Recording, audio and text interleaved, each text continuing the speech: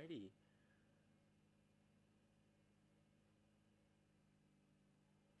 All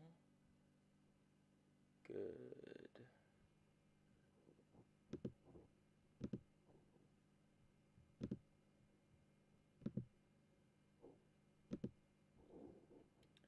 That means we are a go.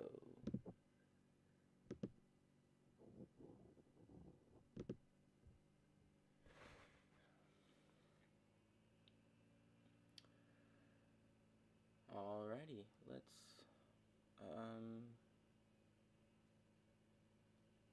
go do this.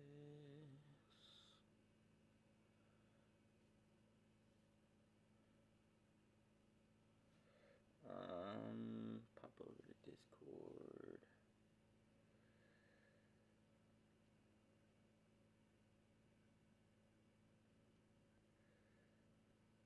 Bink.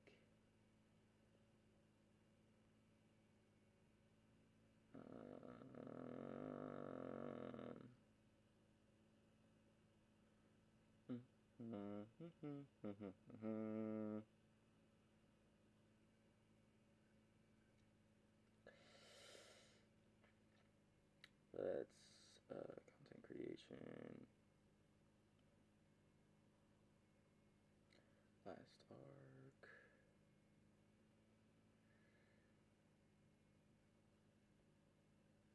Paste.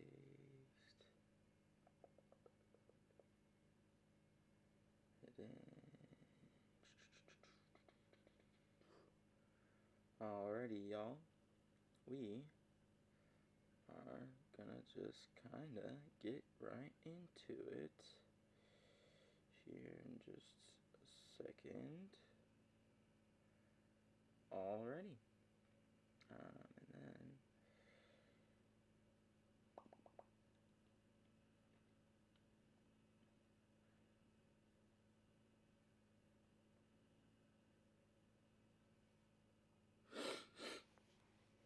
what's up, TJ? How you doing, buddy? Alrighty. Looks like I got some pull out there. Dropped all the links everywhere. Alright. The plan today is we're gonna watch Dak's new video. It's going really good. Well, not really good. I'm a little sick still. I do have a little bit of a cough going still. But I am feeling a lot better. Today we have a huge lineup of different videos. I've kind of been saving different ones to pick and choose and throw in here. We have a lot of Dak videos today, Dak Sake and Redacted. Of course, obviously, go over to their channels, subscribe, follow, like their videos, please and thank you. Yeah, the plan today is kind of just go through and react to some of the stuff that I haven't been able to watch as it comes out because, you know, putting it on the back burner. Oda's original plan to end One Piece was insane. I very much believe it to be so. But yeah, so we're going to go through 2 One Piece videos. One of them is Dak Sake's most recent video. The next one will be his Chapter 1090 review because I hadn't checked that out yet. And then I'm going to go into and watch his latest JJK videos on his Redacted channel. I have no clue about anything JJK. All I've seen is some of the first season. So I'm kind of going to just jump into it from the weirdest way I could possibly kind of digest the medium. I don't care about spoilers, so it's not really a big deal for me. Yeah. And then, obviously, I have a video of Vinland's lined up, a couple of Grand Line reviews because he made a Walpole video and I really wanted to check that out and talk about it. And then he made an Elbaf video, and Elbaf is like as big as my heart, and I just want to talk about it endlessly because Norse Peace is obviously, you know, huge stan. And then I pulled up Tekking's most recent video because it's about lineage factor and souls, and that's kind of been my big stewing pot recently, is like really delving into how the lineage factor affects things and how you transfer information through time. because I mean that's all your DNA lineage factor is just stored information about what your ancestors went through or survived with, their capabilities, their adaptations. So I mean all of it I think has the ability to be expressed presently. That's getting into the end video anyways. I saved that one for last because I think it was the longest one aside from Dak's first one here. But yeah, we're just gonna go ahead and get started jumping into it. I probably will be pausing relatively frequently, and I would like and appreciate it if you guys could tell me whether audio levels are okay, and if you guys can read chat on the screen. Because if you can't, I'll mess with that a little bit. And as always, if any of the mods want to drop the links into the chat as we go, and they're in the description, you can just grab them from there if that's the easiest way to do it. Thank you. Audio is good for you so far. No like buzzing, cutting it in and out. Good to hear. Good to hear. Does everything look okay? Is this a decent stream setup? I don't know if this is like as shitty as it can possibly be, and so because like this is all cobbled together, on the fly. Yeah. I'm not paying attention to chat or my phone screen's busy working. Just will be listening. All right. Thanks. Yeah. No problem, man. I appreciate just the views. I mean, even the watch time is beautiful. Sorry. Um, yeah, better than what mine would be. Nah, you're silly, bro. You just gotta put a little bit, you just gotta put a smidgen of time into it. It took me forever to figure out how to, arrange the sources and, get it all sized correctly. And, obviously I spent a while puttering around with different, image generation things and stuff like that.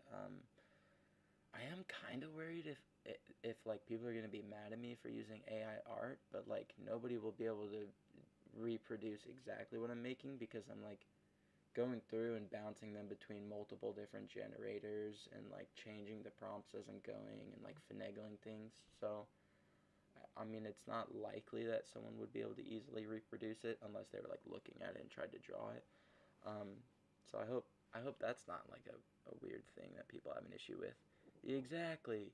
But yeah, I just don't want to get in trouble for it, And I don't think I will, because obviously I'm a tiny guy, but you know, whatever. All right, let's go ahead and just jump into it. Let me know if the video is too loud / you can't hear me over it. We're gonna go ahead and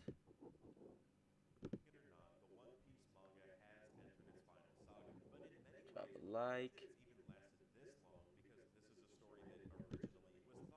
It doesn't look like you can hear the video audio. Let me turn it up just a smidge. By Oda himself to Can you only hear that last about decently, or is 5 that too years. loud? He probably had no idea that it was going to become the 26-year global phenomenon. Damn, bro, I feel like I looked away for 2 seconds to click a couple of things and I'm already missing information in the video. Jesus. Densely packed, eh? I don't want this to be too loud, so we're gonna put it at 50 decibels. And then I'm gonna move me up just a smidge. Let me know if I'm way too loud or not, Alright. We're just gonna jump into Dak's newest video. His video audio is good? Okay. Piece manga has entered its final saga, but in many ways we're lucky that it's even lasted this long because this is a story that originally was thought by Oda himself to only last about 5 years. He probably had Yeah, no but idea that it was going to authors' become the projections for their 26-year global series are phenomenon always and so best-selling awful. comic of all time that it is today, and for Yes. good reason. I mean, very few stories last this long, especially ones with No weekly stories releases. last this Oda's long. averaged about 42 chapters per year over the course of Like, the story, with that like, number trending downward almost a little none. bit more recently with the longer breaks he's been taking. But early in his career, that average was just under 50. So in Yeah, another he was universe, One Piece crushing. may have only lasted around 250 chapters or so if it had to end after 5 years. I mean, If it to had give to. you an idea, chapter 250 is when Luffy and Sanji defeat Satori in Skypiea. I mean, maybe Oda could Wait, that's only in certain Skype. information Now you turn elsewhere, up but the volume. regardless, there's still quite a bit Oh, that you're he'd have chilling, to you're leave chilling. out if he didn't get to keep writing. But Damn, 250 is towards the end of Skypiea? That's wild.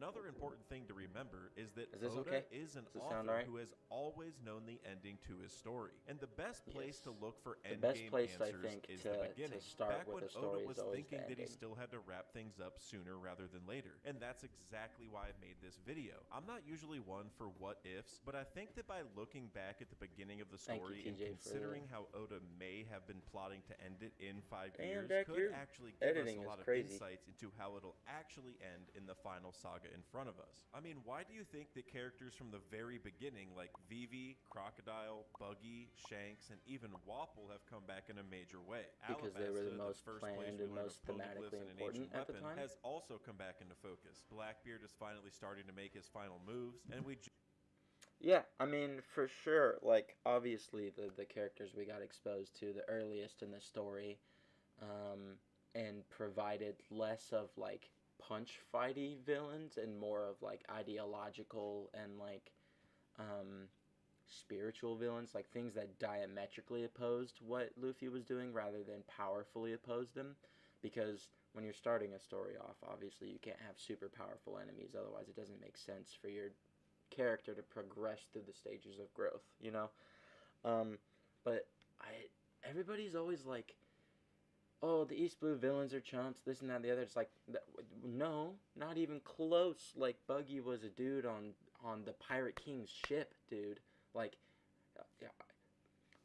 base Luffy wrecked everyone until he got into the Grand Line, and then even then he was still putting them down, like all the way up until Crocodile. Like, Luffy was really strong, and so but because he's like, that's his starting spot, everybody's always like, oh, Buggy's super weak, oh, like none of the guys from East Blue, Arlong's not a threat, Don Krieg couldn't have been dangerous, like all these different things. Is like, no, because at the time they were still very powerful and posed a huge threat to a Grand Line level pirate.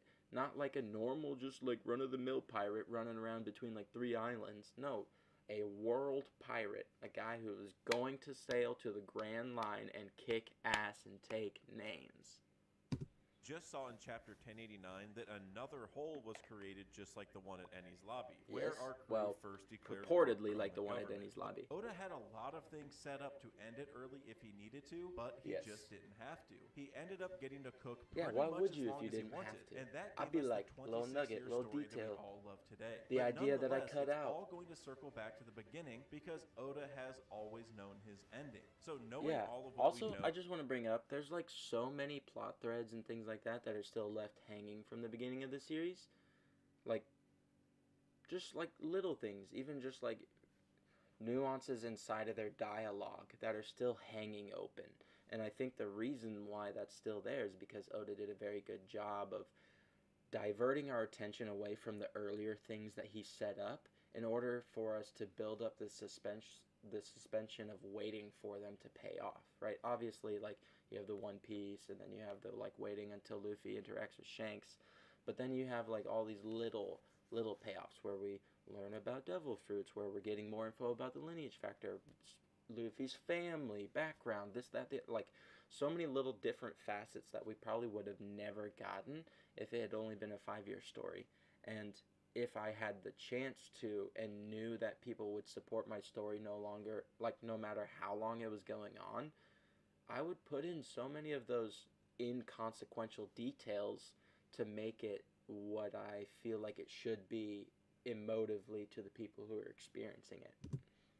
Now from the 26 plus years One Piece has been running, I want to take a stab at guessing how Oda would have ended it after just 5 years if he had to. And then I'll also explain what that could It'd be mean for the pretty final saga climactically that we have crazy. in front of us. And I don't of course, think we if you would end up see enjoying the video, nearly as please make sure to hit like and sophistication. subscribe. It does wonders for the algorithm. Like, In about 80 I don't think we would nearly see as sophisticated of a use as like power systems and fight dynamics, obviously, because he wouldn't have had the time to grow into the mangaka that he is, right? Like, he would still be an amazing mangaka, don't get me wrong, but like 25 years of experience of like paying attention to the pulse and the heartbeat of your community and seeing how they react to even like the most minute changes in your art is like huge experiential data. Like the Oda that we're gonna get at the end of One Piece qualitatively will be like the best Oda ever, and he'll be way better than Oda would have been if he had just ended in 5 years. Yes, Madre.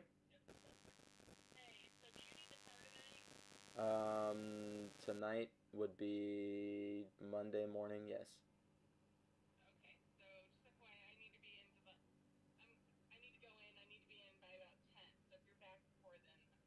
Okay. All right. Yeah, no problem. I'll be back by then.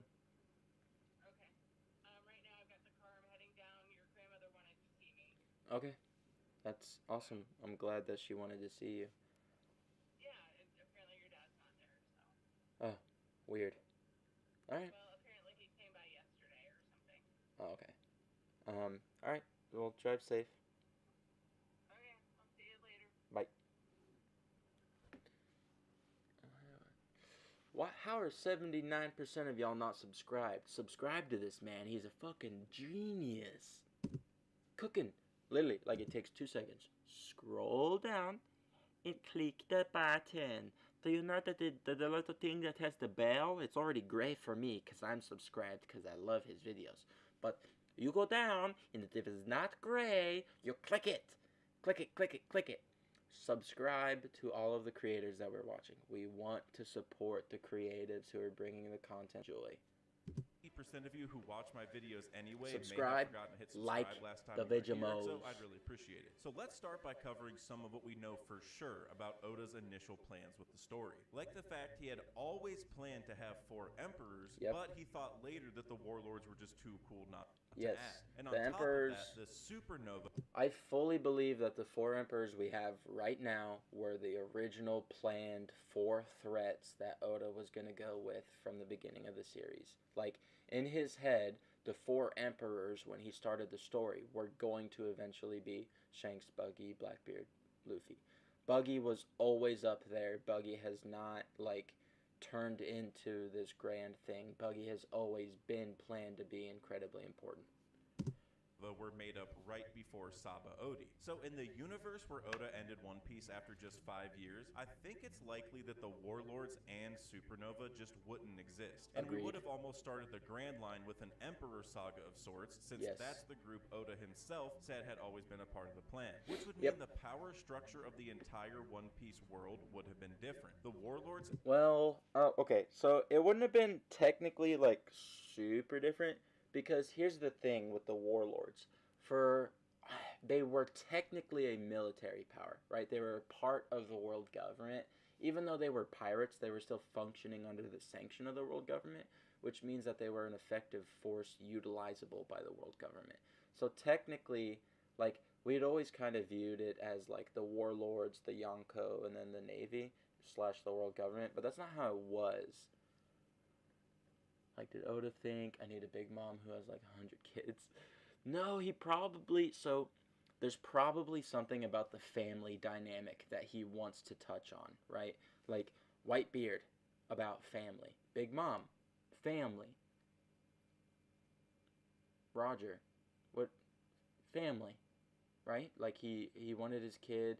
He wanted his kid to be the next greatest thing. Like, all these things. There's this theme of family in the connection, and then obviously you see the monkeys being the ones that are like bringing the third line of liberation through every facet, you know. So the connection of fantasy, or not of fantasy, of families, and sort of the fleshing out of the differences in exposition that can be explored from the characters that can develop together, right? Like, if you have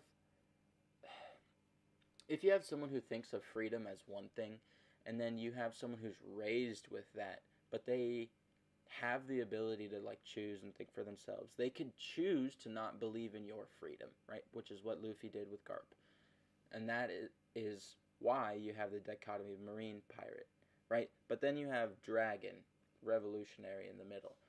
And there's a lot of things about potentially like Dragon having been born to Garp before Garp became like a super prominent military dude. So you know, maybe his sense of freedom and justice was different before he joined the Marines and the Navy, you know, and as such that affected Dragon more. Emperors and Marines help maintain a balance in the real version of the story that we read, but I think just the Emperors and Marines could mimic that same effect if Oda wanted them to. Yep. I mean, they're almost doing that now because the government has the SSG with the Seraphim. So the Seraphim are just the... Okay, so the Seraphim are exactly the warlords. Exactly the warlords. Yeah, the family dynamic, the inherited will, and sort of the exposition of achieving different ideals, even though it's the same concept, and like, you know, like the progressive evolution of getting better towards like the collective goal, right? Like each stage is one evolution. One change could potentially bring about the next aspect that is really good. And so you have to go through all of these different trial and errors, as it were, thousands of different generations of people trying to achieve freedom in different ways until you finally get the dude who has the right definition, and then he goes and frees everybody. You know, that's Luffy, by the way. But the Seraphim right now are exactly what the warlords were at the exact beginning when we were told that they're a counterpoint, right? Like, when we were told that the warlords were kind of a balancing act between the world government and the Yonko, that meant that they were essentially a world government unit, right? Like, we could consider them enemies, even though they could potentially become allies because they're pirates and whatnot. And that's what we're getting with the original warlords, but that's why the Seraphim have been created. It's because originally that plot point is like, they are ours, right? Like, they are a part of the military to be utilized against the Yonko.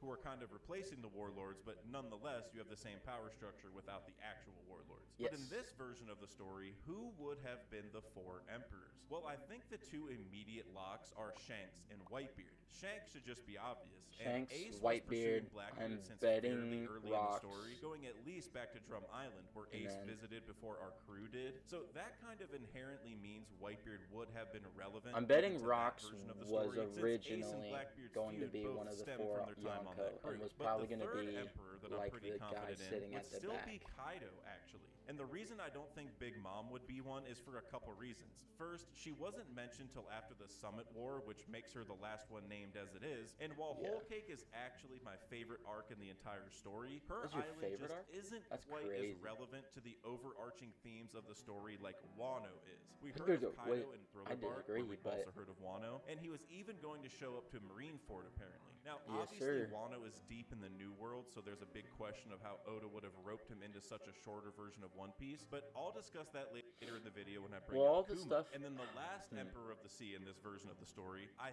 think would have actually been Crocodile. Now, obviously, in the almost 11... Like presumably Baroque Works, like, was crazy enough that he is basically a Yonko. Because, I mean, that's... If you think about it, Baroque Works should have almost given him a Yonko title, right? Because he controlled territories, right? He had Alabasta, he had Whiskey Peak, like, Little Garden was probably technically considered his territory because of the capability of his agents to get there and move around and do things. So, I mean, yeah, that makes a lot of sense. Crocodile probably should have been in the running for one of the earlier types of Yonko. 100 chapter story we have right now, I don't think most of us would put Crocodile anywhere near the strength of the other emperors, not named Buggy. But I disagree. I think Crocodile specifically is probably just as deadly, maybe slightly less than Kaido. I honestly 100% believe that Crocodile is one of the most dangerous people in the world, and it's not because he's super powerful. It's because he's a desert man, right? He absorbs water. He's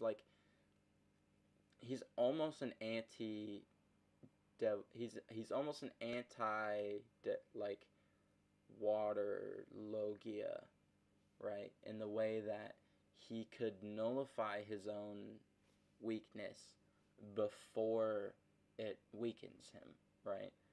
And I think that's what we're seeing with a lot of these high tier characters is the ability to remove their weakness and continue to operate like with like full capability.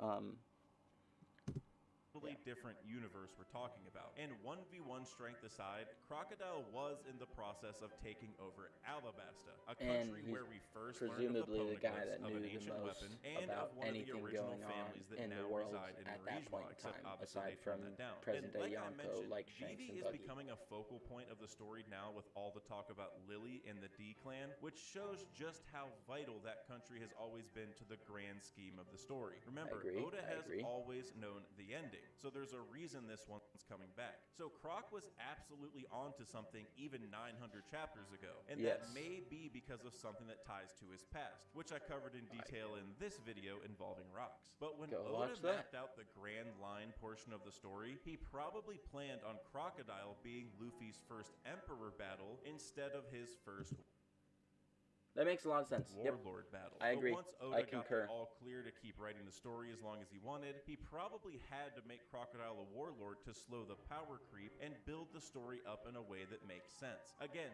that is why Crocodile is coming back in a major way now. The role that he may have played originally in the 5-year version of the story is the one he's going to ultimately play here in the final saga. I mean, he may not be an emperor right now, but he's technically one of the commanders, or like the de facto. Yeah, he's a Yonko 2 commander. Right now. So he also, I just want to bring up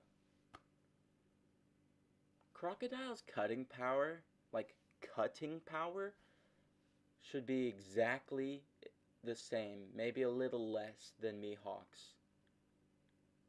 Like sandblasting. Do you guys know how quickly sand can cut through things? It is one of the most abrasive substances in the world. Sure, you can call it like grinding, but like it's effectively the same thing. You get sand moving fast enough, it'll cut through anything. Fitting that mold already. But after Alabasta, we went to Skypiea, where we found a poneglyph that, over the last 400 years, had only been found by Roger. This is the same guy who's the only person to find Laugh-Tale in the last 800 years. I mean, of all the poneglyphs he found, the only one he left a message at was the one in Skypiea, and the message said that he would guide that passage to the ends of the world. Even Enel, who was the supposed god of Skypiea, didn't know the poneglyph was up there until Robin said something about it. If Oda was truly going to end One Piece in 250 to maybe 300 chapters or so, then Jesus Christ, could you imagine the 300 chapter One Piece, bro? I could not. Skypiea would have been the perfect place to have the one and only single road poneglyph. Of course, in our version, there are 4 of those, but Oda could have done whatever he wanted back then. And I mean, you wouldn't have to reduce it down to 1, because the next the next levels of islands could just like leading up to Marineford, right? Marineford could be like the final war type thing.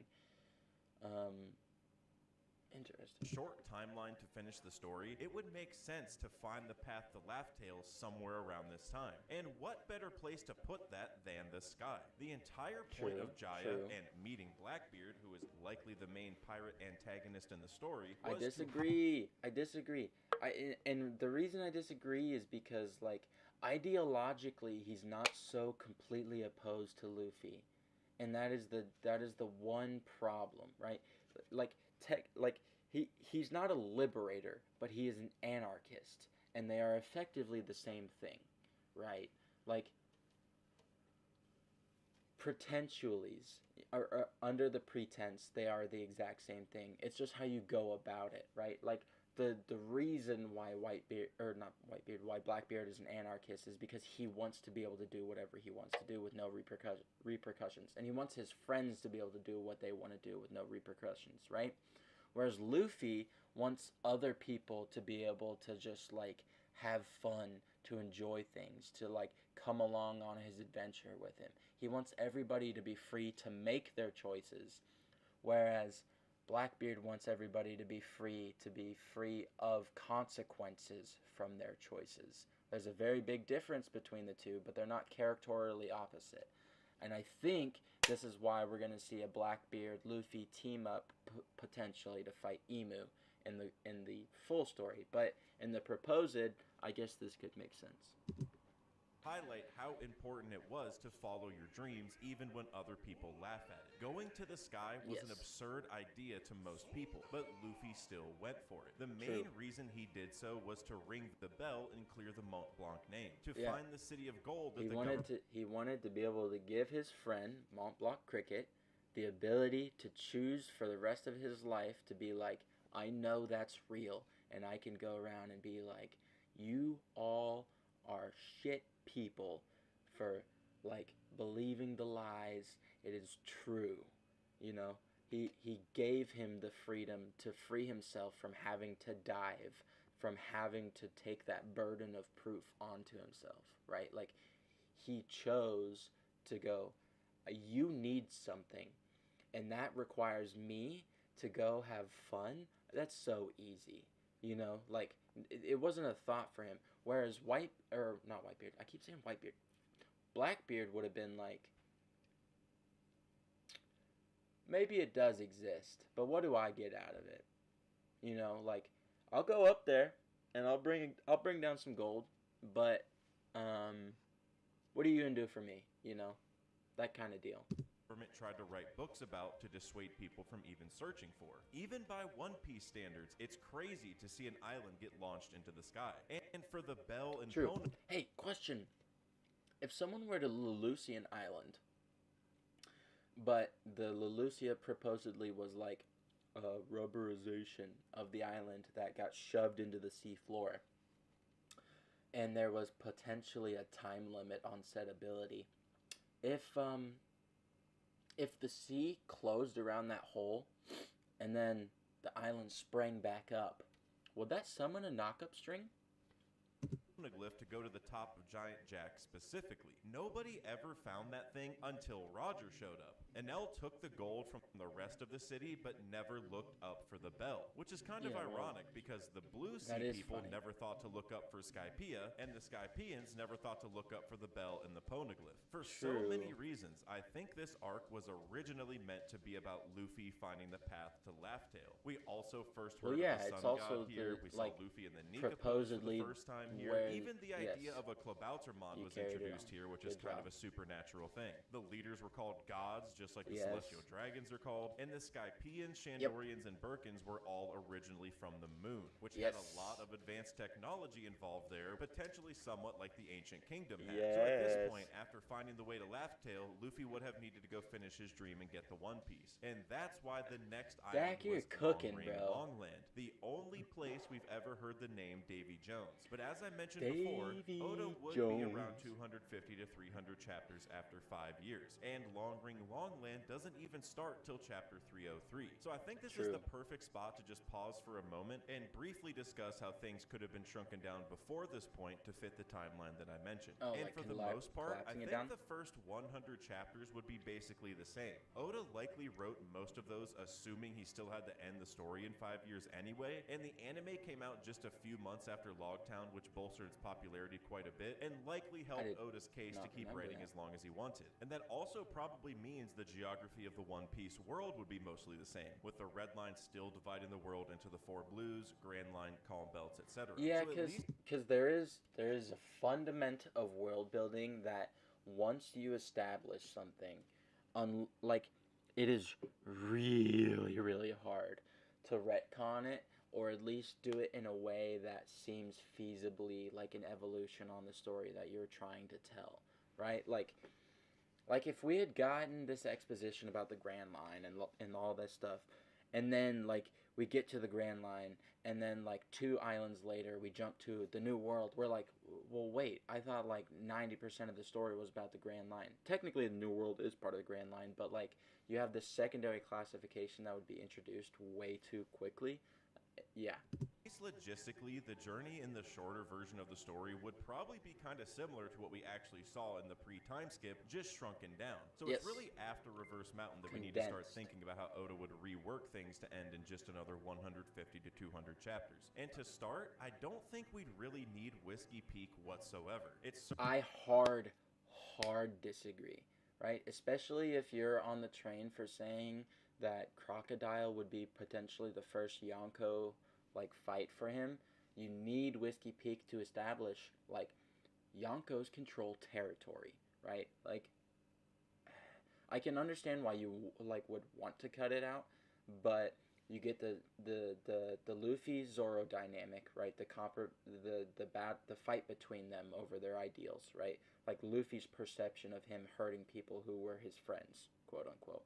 And then obviously you have like the territory control aspect of the Yonko for Crocodile that would be representative and standing in, showing that that is what the level of piracy is in the Grand Line. So I don't think you could technically get rid of Whiskey Peak.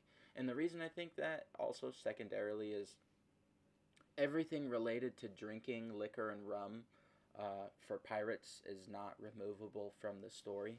And that is particularly because drinking and pirates go together. Drinking, pirates, songs, you know, they're connected. And we can't say that Oda would get rid of that, you know?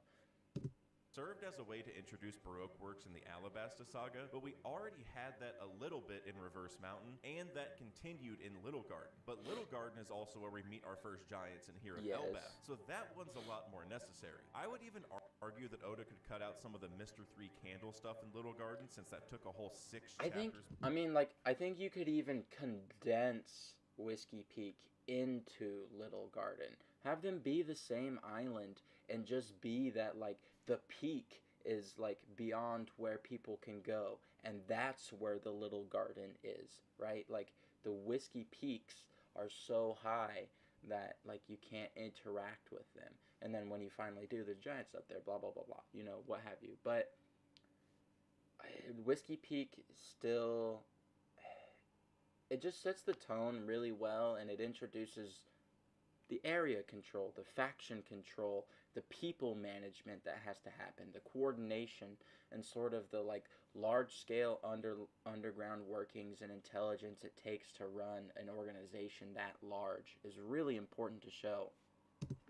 By itself, which is actually a good amount of time at this point in the story. So removing Whiskey Peak and shortening Little Garden would cut off around 12 chapters right away, while still keeping all the major elements like the Baroque Works intro, Sanji talking to Crocodile, Elbaf introduction, and so forth. But then we moved on to Drum Island, which actually introduced to us so many different things that are yet again becoming more important in the final saga. This is where we learned about the Will of D and Gold Roger's true name, the Reverie and Dragon's threat to the government, Zone Fruits, which was the last of the 3 to be shown, a human fruit, which we now know Luffy's fruit is a mythical model of, Kureha having some secret to her youth, while we just learned Emu may be around 800 years old. We met Wapol, who just saw what happened to Cobra, and we were even introduced to Ace's conflict with Blackbeard. I mentioned before how there wouldn't be warlords in the shorter version.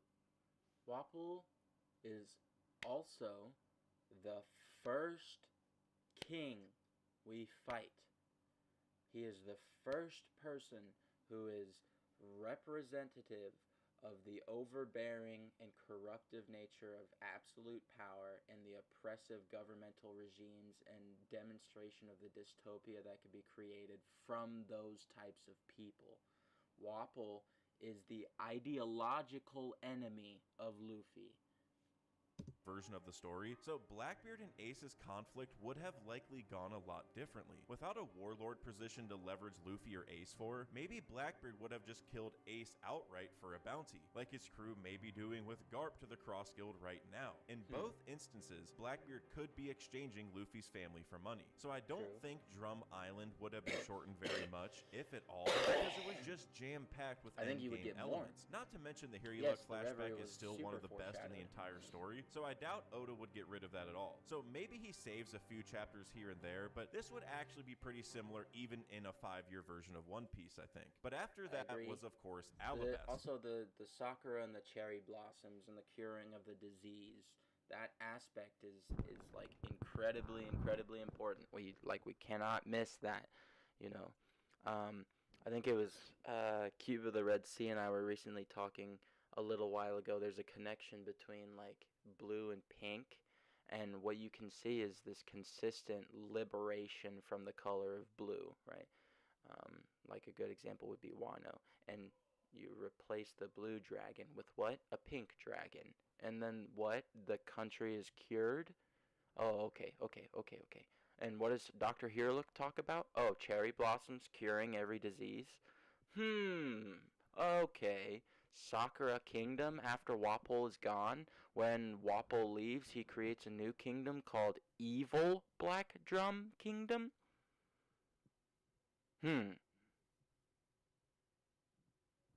It was also the beginning of adopted fathers or sons. Yes. It was also a complete flip and reversal of the thing that we've been seeing with the celestial dragons, where they have a horrible lineage and then one good person. It's the exact opposite. Wapol is a D. D-Rum Kingdom. Wapol D-Rum. It makes way too much sense. His father was a good person. The monarchy was well renowned. Doctors were like encouraged and increased and taught like freely by the people who ran Drum Kingdom before Wapol took place. It's literally an inversion of what's been happening with the Celestial Dragons, where they're all evil and then they have one good person. It's the opposite. All of them were good, and then Wapol's evil. It's an inversion, and Wapol's definitely a D, and he's supposed to explain to us what happens when you have power in certain ways and capacities and are cursed with specific abilities or wants or desires. Which I already discussed in detail from Crocodile's perspective, but from a more macro point of view, I think this arc would fill a similar purpose to Wano actually, which is the arc that kind of led us right into the current final saga. So in a 5-year version, Alabasta would have probably led to 1 as well. Alabasta had the adopted Pluton father's poneglyph, son's while family. Wano had the actual Pluton. Croc was Luffy's first warlord, and Kaido was Luffy's first emperor. Both islands appeared to be against the government after the Void Century, and both have distinct ties to the poneglyphs, where they were made in Wano by the Kazuki, but apparently Lily's blunder is responsible for them being scattered around the world. But one potentially hot take here that I actually think makes a lot of sense in regards to Alabasta is that in a 5-year version, Pluton would have probably been the only ancient weapon. We've had Uranus mentioned 1 time in 26 years as it is, so I have a hard time thinking Oda could flesh out 3 in a shorter version. Pluton was mentioned first and was also heavily involved. I think the reason he hasn't given us more exposition is because it's so necessary to the ending of the story, right? And in the proposed where he's shortening everything, I don't think he has nearly anywhere that same problem. In fact, I think we probably learn about the ancient weapons way earlier, and we get way more information about them when we first start.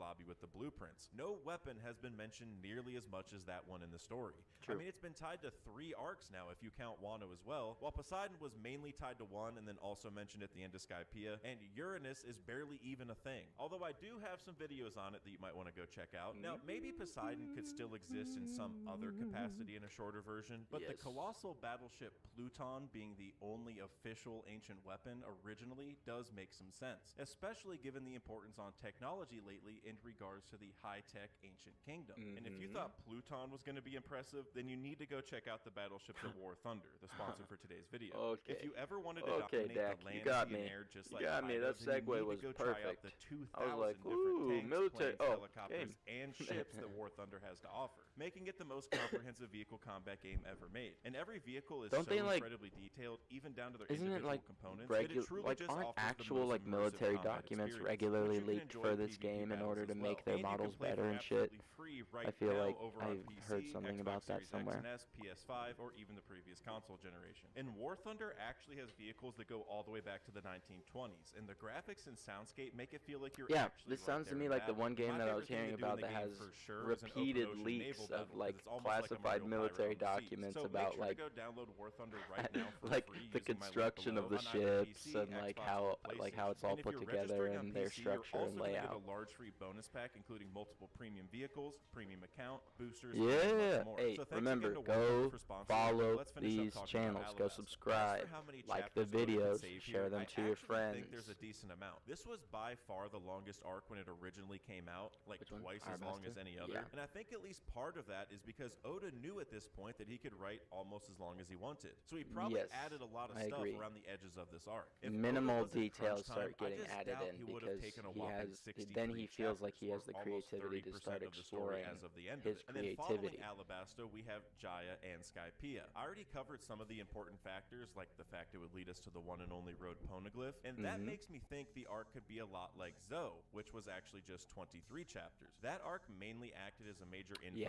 dump, telling us how the poneglyphs whole, worked and revealing a connection between the whole Kazuki and the Nola Ancient Kingdom. And this is Luffy even where we met Zunisha, who eventually revealed Joy Boy had returned because of the Drums of Liberation. I think Skypiea would have been very similar in Oda's original vision. Like I mentioned earlier, we heard of the Sun God there, saw Luffy in the Nika pose, learned the Shandians were tied to the Ancient Kingdom and the Moon, etc. And with the White Sea being separated from the Blue Sea, Oda could have done almost anything he wanted up there. One of the big criticisms of Skypiea that I've heard is how it's separated from the rest of the One Piece world that we've come to know and love. People on the Blue Sea didn't even think it was possible for land to be up there. And it's hard to blame them, because I mean, it really should. What's up? Yeah, the fact that, like, Grand Line level pirates, right? People with huge bounties were like, what are you tripping on, dude? Like, what, Earth in the sky? Are you crazy? But then, like, you look up and it's just like a consistent cloud for days and days and days. You don't think any extra about that? Or, like, you live in a world where your legs can turn into springs. You're not going to be like, well, maybe, What's up, Dak? Welcome. Thank you for stopping by, bud. Yeah, I got 4 videos lined up to go that's through. What probably would make this arc so important in Oda's original version. It could have been almost literally whatever he wanted, which just makes it the perfect place to hide all this vital information. It either all Alabasta, with all the cuts I've mentioned, fit into the lie that the world government promulgated, or the legitimately didn't have any faith in the fantastical world of One Piece. Even more than Alabasta. But I think Oda could have easily shrunken that down to like 40 or less if he was just trying to get to the key information. Jaya was 18 chapters as it is, and if Skypiea was as long as something like Zoe, that would have made it a total of 41, putting us at right around chapter 240 or so as our crew would head to Laugh-Tale. And I know I said earlier 250 chapters is a good estimate for 5 years, but Oda was never good with timelines anyway, and if we stay under 300, then it's still less than 6 years, so it still kind of counts. So with the road poneglyph in tow and Robin giving Nami some destination to go to, they would all likely go get the One Piece. And that's exactly why the island after Skypiea is Long Ring Longland. Now, I may be a bit biased because my biggest videos all involve Laugh-Tale being underneath here, but the timing and geography of all of this stuff just makes too much sense. I'll put the link down below for those of you who want all of the information, but here's some quick cliff notes just for the uninitiated. I never looked this up. Is the he only thought he was place a god. We've heard of Davy Jones, one of you the don't need biggest to look up when everything is beneath stretched you. out, which is not unlike our protagonist, Luffy. The island itself is literally a crown shape, which a crown-shaped island is fitting for a pirate king, but that only gets revealed one day a year during Agua Laguna, which just so happened to occur right after the Straw Hats left that island. And again, we just saw in chapter 1089 that holes like the one at Enies Lobby, which isn't that far from Long Ring Longland, cause massive floods. So what is the connection here? And why does Aqua Laguna cause a tsunami every single year? And why does that water come from Long Ring Longland, since it experiences low tide at the same time? Well, I think that's all a hint that Laugh-Tale is underneath it somewhere. And if Oda had simply kept our crew at Long Ring Longland just 1 or 2 days longer, they'd have been there when it looked like a crown, and potentially revealed Laugh-Tale to our crew all the way back in the pre-time skip. So if Oda was ending his story on the original timeline, I think he would have for sure given us the road poneglyph at Skypiea, and then just had it direct us right to Long Ring Longland, since it was kind of the next island anyway. The island even has weird geographic anomalies, like having 10 different points, which could maybe tie to the 10 crew members Luffy's always wanted. And we've seen various symbols from Ancient Kingdom allied nations around the world that also have 8 or 10 points in a circle like that as well. Kind of the whole island were in one piece. And each of those points on the actual island is really boring and empty, so it's like nobody would ever bother to check it out. I mean, it's fitting that this arc sits right before Enies Lobby, where our crew declared war on the government. Oda could have easily reworked this section of the story to be an actual ending, or at least a precursor answer to it, since it already revolved around Robin and Marineford O'Hara, felt the like Pluton a great blueprints, ending and spot. even the weapon itself, since it was built at Water 7. And to a lesser degree, it also revolved around technology, which is something we're seeing The right now progression of in science Egghead. and the So I think mastery there of the could be world. a connection between the two. Other than the Pluton blueprints and the fact we met Frankie here, who has his own connections to Vegapunk, post Ennie's Lobby is actually where Vegapunk was name dropped, and Spandam had Funkfried, who was made by Vegapunk. So even though we don't think of it this way, Ennie's Lobby No, I'm stupid. Never mind. I was about to did be like, is serve as Funkfried a the only decent one that precursor we've to what we're seen seeing at eating Egghead. devil I mean, fruit? where No. did we meet CP9 It was the originally? dog Ennie's cannon Lobby. Where are ball they now? baseball Egghead, thrower or at thing. least some of them. And what did we learn about right away in Egghead? Light, because of the holograms and the photonic gloves. And what's one of the weird things about Ennie's Lobby? There's daylight 24/7. Kobe was actually the first one to mention Vegapunk. Even he's being involved right now, but just over at Hachinosu, which does connect to Egghead a little bit, since earlier Helmeppo mentioned stopping over at Egghead to get Seraphim to help. Said, "Why we can't even we learned go that get the a Mother Seraphim?" Flame created a hole at Lucia very similar to the one under Ennie's Lobby. And that's a weapon that was made by at least one of the Vegapunks. So there's no doubt to me that what Oda is accomplishing right now at Egghead may have just been covered within Ennie's Lobby in his original vision of the story. Vegapunk is also very knowledgeable about devil fruits, including Luffy's fruit that he recently awakened during Wano, since he told us that the Gomu Gomu was never found in even the oldest encyclopedia. And he even gave us more details about the Warrior of Liberation, all while Luffy was fighting Lucci, someone who Luffy famously defeated So you're in just saying, Ennie's like, Lobby, transpose which is still this my back favorite to fight in the Ennie's series, Lobby, by the and way. it's pretty I mean, much the first same. time Luffy ever used any gear in the entire story was in Ennie's Lobby, when he used Gear Second And that's against when Bluno. Steam And we also saw first Gear started Third coming against out. Lucci. The fact the gear system really took off in Ennie's Lobby makes me think that this is where Oda originally would have had Luffy awaken into Gear 5th if he didn't get to keep writing. These zany Looney Tunes-esque powers connected to the Sun God had to be part of his original plan from the get-go. And the only other time in the story that would have made sense up to this point would be Skypiea, since that's where we hear of gods and stuff anyway. But overall, I think it just makes more sense to use Skypiea as a foreshadow to the powers, somewhat like they are in the real story right now after he awakened in Wano. And if Oda had to end the story in 5 years, then having Luffy awaken at Ennie's Lobby on the government's turf in what would be a true attempt to take on the government would just be the perfect way to go about it. But the thing is, I don't think they would be successful on their first attempt, because Imu is also something that Oda likely has had planned since very early on. And what better time to bring out Imu than after Joy Boy reveals themselves at Ennie's Lobby, especially considering the fact Imu was the one to make the official call to wipe out Leloucia to make that new hole. So I think that much like we saw at Sabaody, and like we might see at Egghead now, honestly, I think the crew would lose on their first try. This would be their chance to learn what they're really up against, and that they need to get stronger somehow.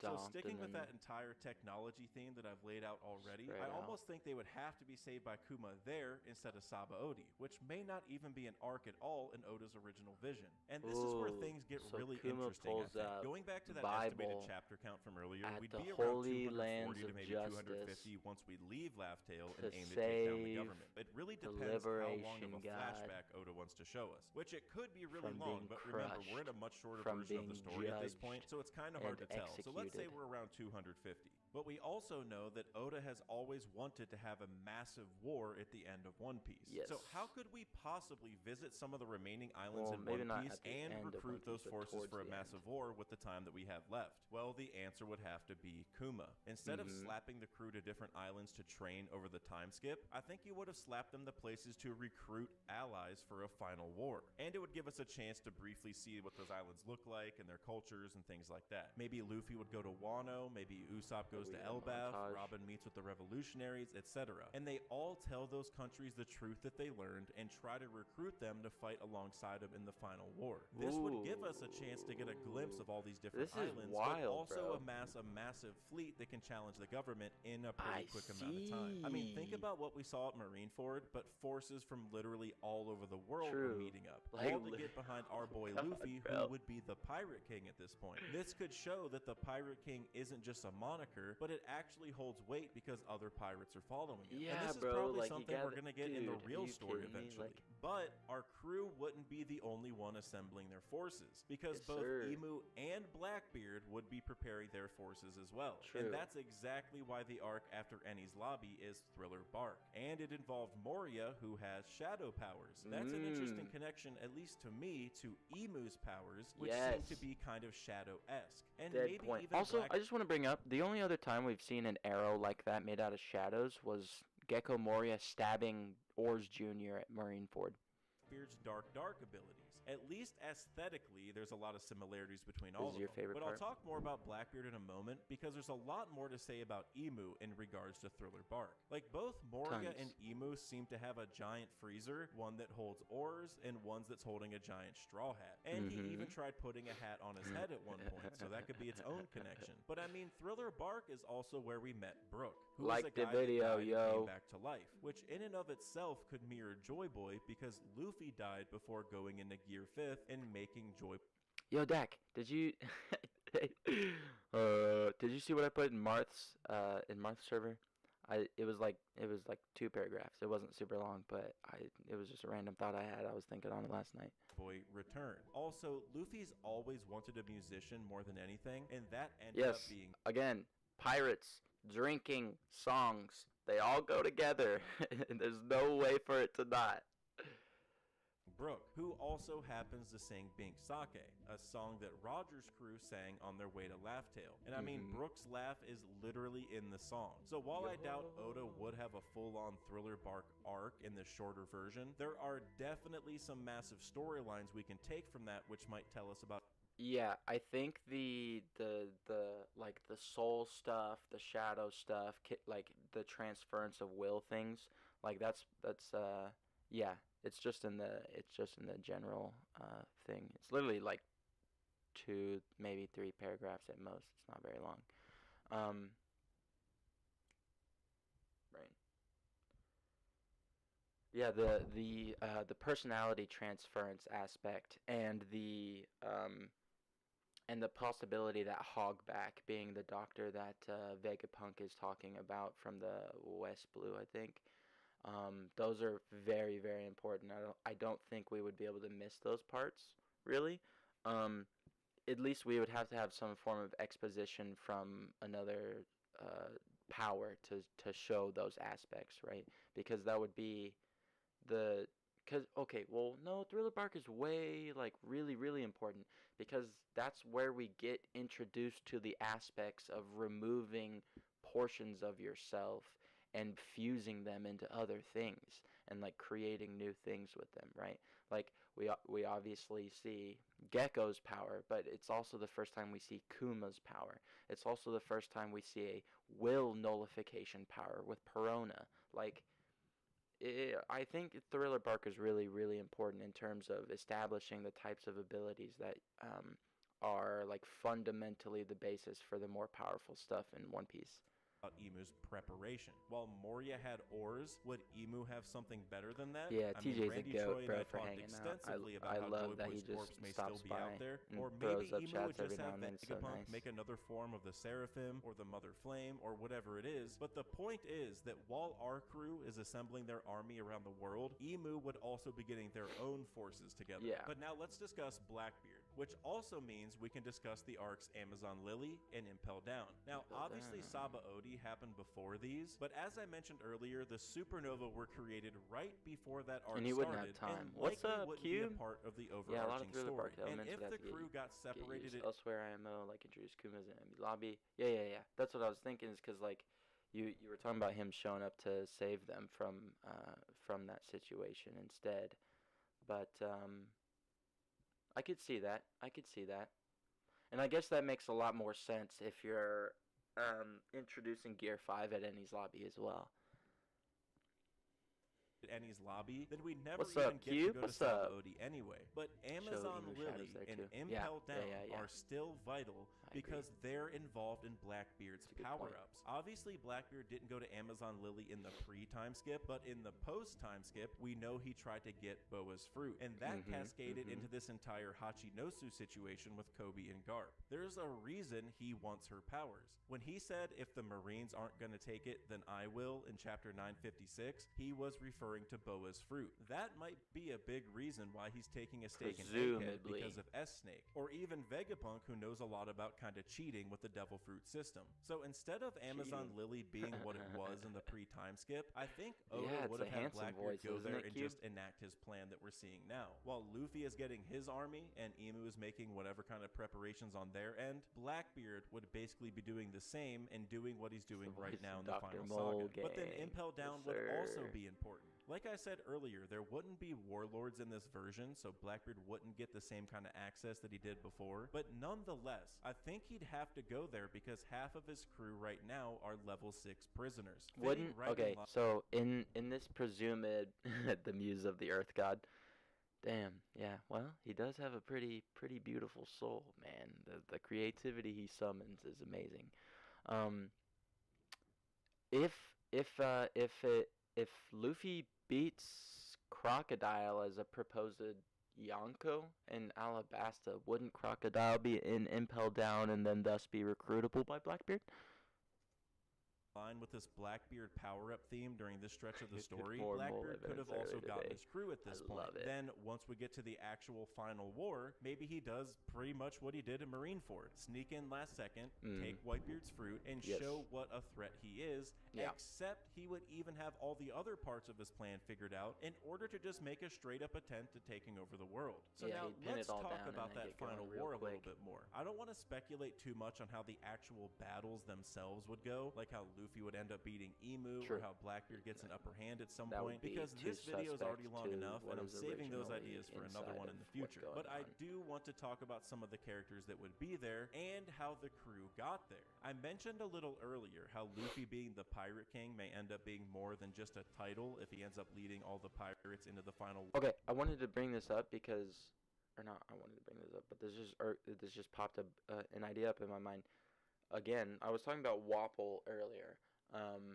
Ideological enemies are way more important in this story than just actual meat walls for Luffy to overcome, right? Like, sure, you can have an ideal that makes you clash with Luffy and that can make you an enemy, but if you're a meat wall and you have no grandstanding ideology and no people behind you to support it, you don't have that quote-unquote kingliness, the aspect of a king that would make it necessary for Luffy to have to challenge your quote-unquote authority over the world, right? Because, obviously this is a path of a person going from nothing to becoming a king. And yes, that is a pirate king, and he is the freest man on the seas. But what that means is that all the other pirates are that's the guy, everybody else acknowledges. War. And I also mentioned how Shanks, Whitebeard, Crocodile, and Kaido would have been the 4 emperors in a shorter version of the story. Well, guess what 4 emperors were at least meant to show up during Marineford? Whitebeard was a focal point of it, and Crocodile basically joined Luffy as it was to get out of Impel Down to get there. Shanks showed up at the end, of course, kind of like Blackbeard did, and he was probably late because he told Kaido not to come. Oda almost had all those guys show up to that war as it was, so I'm sure they all would have if it was the real final war. All 4 emperors in Pirate King Luffy could take on the government, which would truly show how Luffy's greatest strength is getting people to join his side. And throughout everything I've said so far, the one place that needs to get involved is Fishman Island. I'm not sure if Kuma can really paw people into the ocean like that, since they'd probably drown because it takes a while. So involving that island seems like a challenge. But that's where Shiari's prophecy comes into play. Inside the bubble Obviously, we you didn't breathe learn all about the that oxygen till up. post-time skip, but I think the prophecy she saw is something that was always meant to happen in Oda's planning. And it's probably because the Red Line will get destroyed, causing debris to fall down. I fully agree. And I said this, I think, earlier in the video. I don't think Blackbeard... I don't agree with you on Blackbeard being the complete like final antagonist for Luffy's like Pirate King journey. I fully believe that Blackbeard and Luffy are gonna have to team up to fight Emu, and that's particularly because of the dual nature of anarchy and liberation, right? They kind of go hand in hand. It's hard to say who the emperors will be by then, but I can see it. I I said it earlier and I'll say it again. I think the four emperors we have right now are the original four emperors that he planned to take us to with the end of the story. Like to go into the end of the story, even originally. Like in his head, Buggy, Shanks, Blackbeard were supposed to be the three guys that Luffy is going to have to surpass and garner their approval in order to become Pirate King, right? Because like you have the two who inherited kind of Roger's will, albeit in a twisted way for Buggy, but Shanks and Buggy being representative of Roger and Blackbeard potentially being representative of Zebek and that secondary ideology of the D clan presumably, right? Could be sort of the unification of all of those ideologies underneath Luffy to represent his full power of the Pirate King. Don't count Buggy out, although I can see Usopp inspiring them too. Yes, I agree with Fishman that too. Island, but also taking out the land of Marijois. I mean, the thing that kicks off the final... I can see Shanks dying and Kid getting a spot. Oh, God. And I can also see Law somehow getting one of Buggy's spots. Yeah, he could get a different title entirely. I could see him getting a different title entirely because it feels to me like Blackbeard, out of everybody we see in the series, he is the most diametrically opposed to the world government. Like literally. Luffy, it isn't really opposed to the world government at all because like if they didn't actively get into his way, he wouldn't care. If they didn't actively hurt his friends, he wouldn't care. But the problem is that like the things that Blackbeard wants to do, all of them are being opposed by the world government, you know? Kid wouldn't kill Shanks, to be clear, separate events. No, I think Kid kills Shanks. Those words came out of your mouth. War in this version may just be the Red Line getting destroyed in the first place because of the ancient weapon Pluton. The government has always feared the ancient weapons, and I would argue they feared Pluton more than any other. Now, maybe that's just because it's mentioned the most, but still. And like I mentioned earlier, it may have been planned to be the only one originally. Imagine Blackbeard gives up his emperor title to show the government he isn't really a pirate. Obviously bullshit, so he can be named a king. Law gets a title and Shanks dies and Kid gets it.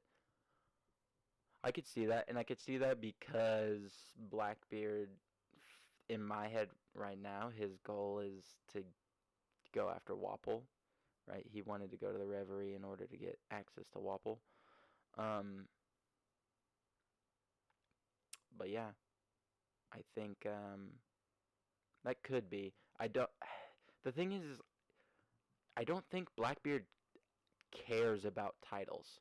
He is a true anarchist. Like he gives no craps. He wants to just do what he wants to do with no repercussions. And I think that is the ideological, not foil, but secondary coin to the side of liberation that Luffy represents. And that's why they're probably fundamentally going to work together to fight Emu, in my head. And that's probably because it's the only one that can destroy where they live. And something that really surprised me was Marineford was only 30 chapters. I talked earlier about how Thriller Bark, Saba Odi, Amazon Lily, and Impel Down could have basically just been a preparation period for all the main players instead of completely separate arcs. So instead of the 108 chapter all those arcs took, I could easily see that just being 20 to 30, honestly. So let's say those two sections combined would be like 50. Yeah, well, okay. Yeah, that makes a lot of sense. You remove the Shichibukai, like you don't have all of the internal dynamics. Potentially Mihawk is there, right? But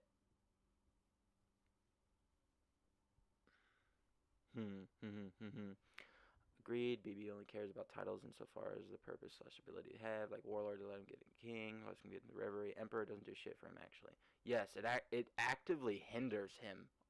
Right? Because it puts him onto the government watch list for everything and anything.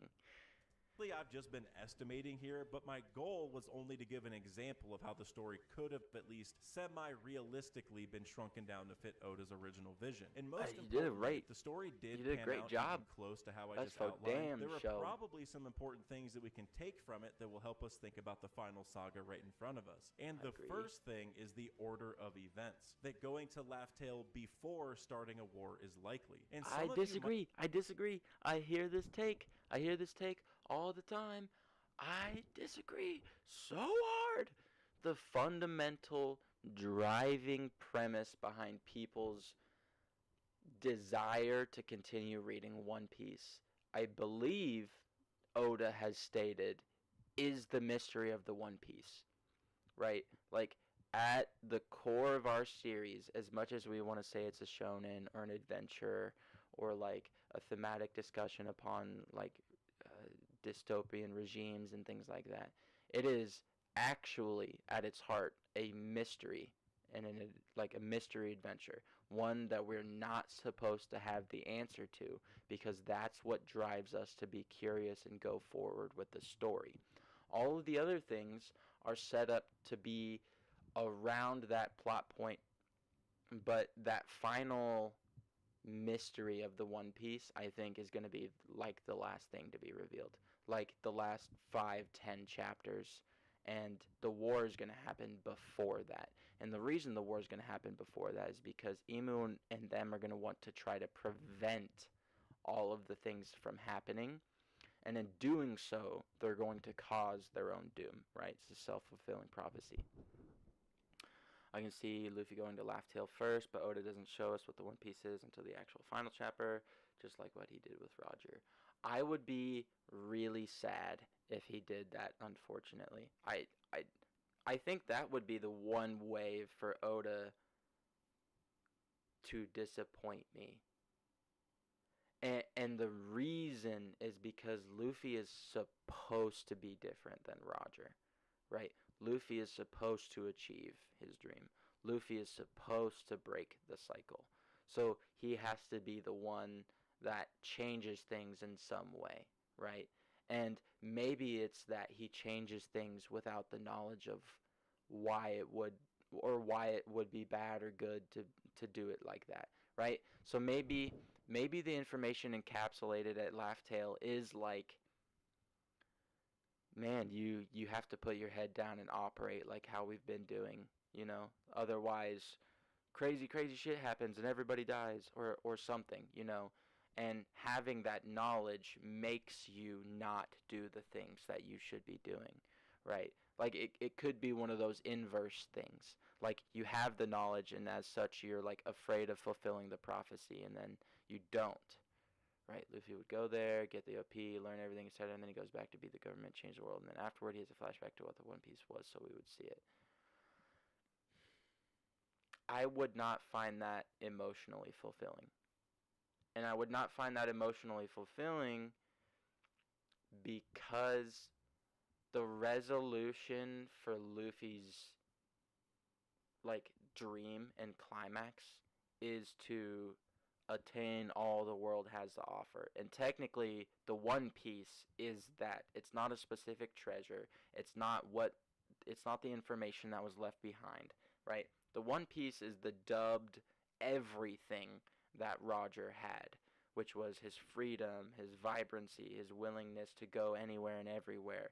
The knowledge too, yes, but like that's all encapsulated, I think, in the final journey that would be taking to me. I could see your reasoning for sure, right? Like that makes plenty of sense. But the thing is like it contrasts so clearly with what I feel like is the actual structural base for what One Piece is that I don't think he would do it that way, right? Because, like I said, the One Piece is the fundamental core storytelling mystery that drives us to continue reading the story. Despite the fact that we have all this characterial investment, despite the fact that we want to see the liberation happen. That's all like side stuff, right? The mystery of the One Piece and Luffy's goal to pursue it is the story. And I don't think you can have that resolution before the end of the story without drawing away from the narrative climaxes that he wants to be able to build up to with the final war and things like that, and then the conclusion of the story with the finding of the One Piece. Might already be thinking that was kind of obvious, and I would kind of agree with you, but Oda did say a couple years ago that the series will end because the most exciting part of Luffy's adventure, being the story of what is the One Piece, will come to its conclusion, which has fueled a lot of theories that things may not end as obviously as we think. But looking at how the story was set up at the beginning, and kind of the sequentiality of the islands, it certainly seems like Laugh Tale would be first. And that leads me to another interesting observation. If all these major events from pre-time skip are still paramount to the end of the story, then we will need to revisit most of them. And that mirrors Roger's journey quite a bit because he had to sail the Grand Line a second time after finding Lodestar Island. And then almost... So, let me put it to you. So, Roger had to go through it twice, right? In order for him to fully realize all of the things that he should, wanted, and needed to do. Whereas the narrative story of Luffy is, it doesn't matter about all of these other things. It does not matter how much the world wants to hold you back. It does not matter how many things everybody before you has achieved, right? Like, what you're gonna do is so wholly separate and different and possibly aligned to changing the world that it doesn't need to necessarily fit into or follow the steps of those previous. And to me, it would make a lot more sense for Roger to have been that first stage where you go, okay, well, now we know that there's information that is vitally important for someone somewhere. Why do they need that information? Do you know what they're going to do with that information? No, we don't. And that's why when Rayleigh talks about it on Sabaody, he's like, you have the ability to interpret something different than we did. And I think that's fundamentally important. Because if it's an interpretable message, that means that the person who is receiving it is the important part. And if the information changes what you would do, then you weren't the person the information was supposed to be for, right? Like that kind of thing, right? The stuff at Laugh Tale is meant for Luffy because he's Joy Boy, not because Joy Boy did everything to set up for Luffy to find that information and then realize what he needed to do. No, that information is there for when Joy Boy finally comes, he can use it. Roger almost went through it 3 times. If you count his trip with Odin, it's the next thing I say. Actually, lol. So Luffy definitely needs to at least some repeated islands IMO, even if not quite as many. I definitely think there's going to be a backtracking for sure, right? Like I don't see us not visiting like Alabasta, right? Or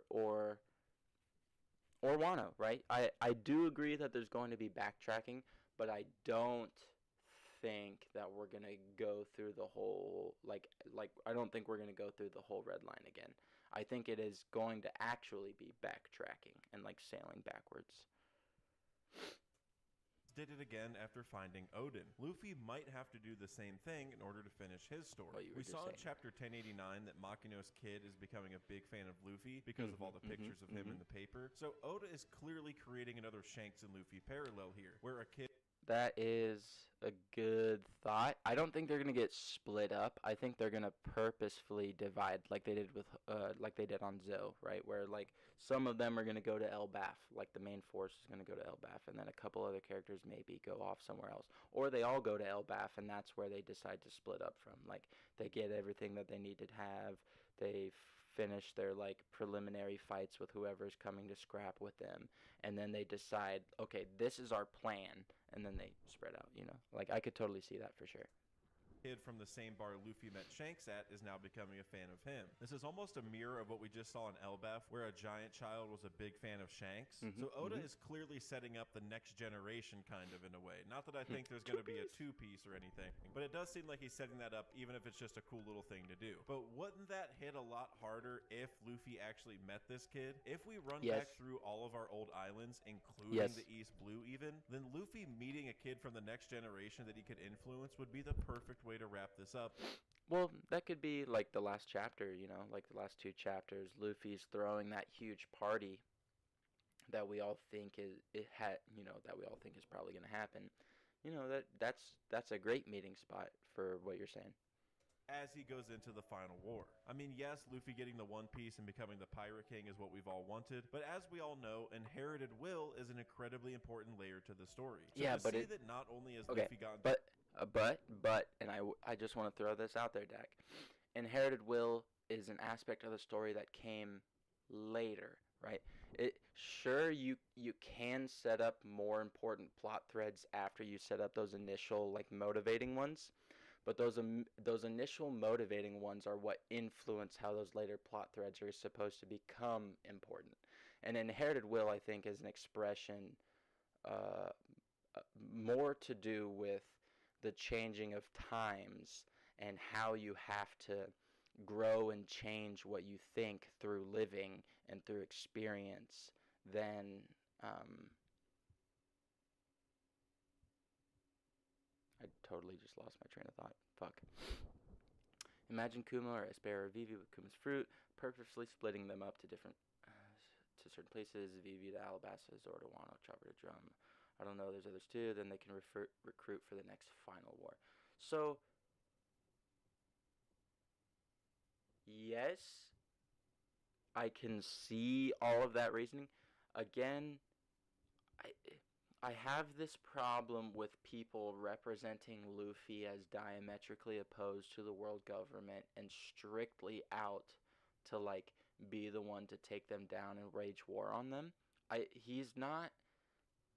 I think inherited will comes down to frequencies and synchronization. Could be. I think it's, if you mean emotional frequencies and synchronization, I will agree with you. I don't think it's, I mean, maybe, I don't know, but I don't have the sense that Luffy is going to be directly responsible in some way for determining when the start of the fight against the world government is going to be. I think he's going to be a part of it, sure, and I think he's going to be a part of it because he has to be, and he's going to be roped in and drawn into it in the same way that he has been in everything else. But I don't think he's going to be like, these guys are responsible for all the injustices of the world, right? That doesn't feel like Luffy to me. I think Luffy and Vivi meeting, planning things is the key, and that'll happen at Elbaf. I know it's Lily Joy Boy all over again. I'm sure Lily was the brains behind whatever their plan was because hockey is about emotions. Yes, I agree terribly. I also semi-agree, Dak.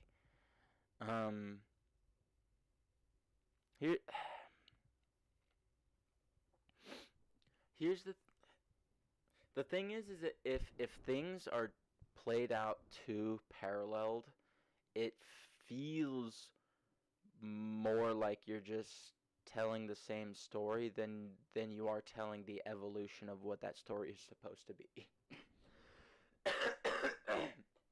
Right? There's a point at which the repetition and the parallels become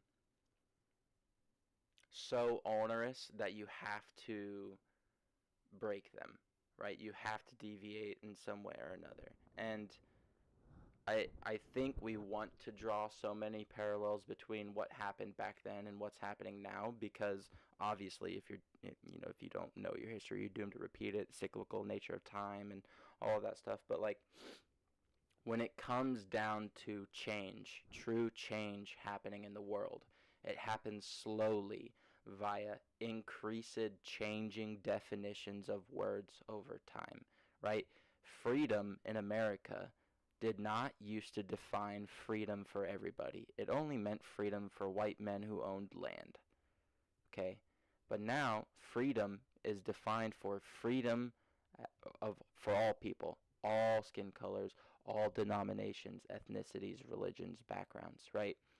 And that is because we went through all these trials and errors and redefined, evolved, changed, and added on to our definitions through the evolution of our definitions and contextual understandings of how the world should have been. Dad got killed by Emu, so I think the parallel is kind of already set in a way. For sure, right? But I don't think that she has to service as a linchpin to how Luffy gets involved with or rebels against the world government, right? Because we already have like the Robin thread. We already have the suppression of wanting or the active suppression of trying to stop the true history getting out into the world, right? Like it does not feel to me like our main characters need to be driven towards the enemy. It feels like the story has been set up for our enemy to come to us to try and stop us from achieving what we need to do, and that's not going to work this time. Because Vivi definitely wants to do something about this, and she's a good leader and knows this is bad news, so she's going to tell Luffy, like, we need to beat the government. Yes, I can see that. It would feel too samey to every other princess help me arc, is what I'm saying. And like in the community already kind of complains about that, like we see that and people talk about it. Obviously Oda's going to be aware of that. And whilst I think that he has the technical skill to pull it off in such a way as for most of the community to not be upset about it, I don't think he would want to go down that route one more time. Right? Because even the thought of Bonnie being the one to spark that catalyst on Egghead, everybody was like, "Ugh, another princess arc." Ugh, like it's not something I feel like most of the community or story needs to grapple with in that way, right? It can be done in another way that I think utilizes those parallels in a much different and more interesting way, I think. To a point where he can actually accomplish those dreams, but he can also influence a kid like he once was to do the same, would show just how far he's truly By the way, made it. Dak, And your as editing they go is through fucking the East Blue crazy. and through the Grand Line, everyone will probably be in awe at what the crew has accomplished over the last few years, growing into a true Emperor crew. And then if we look at the islands that would come after the East Blue, we definitely need to see Laboon. We will probably need to learn some stuff from Kureha at some point at Drum Island, since she knows something about the Will of D, as well as her secret to old age, since Emu was hinted to be 800 years old. And then Alabasta is already becoming increasingly important, so visiting there is definitely possible. And there are a lot of interesting things to figure out at Jaya as well. I mean, the way that you composite your videos, the way that you have things flowing together, the background music, the tone, I mean, even the pacing of which you speak is like has this rhythm that carries you through to the next thought, and you can almost kind of follow your train of thought before you even say it. Like the way that you're communicating your information comes across visually very, very clearly and very well.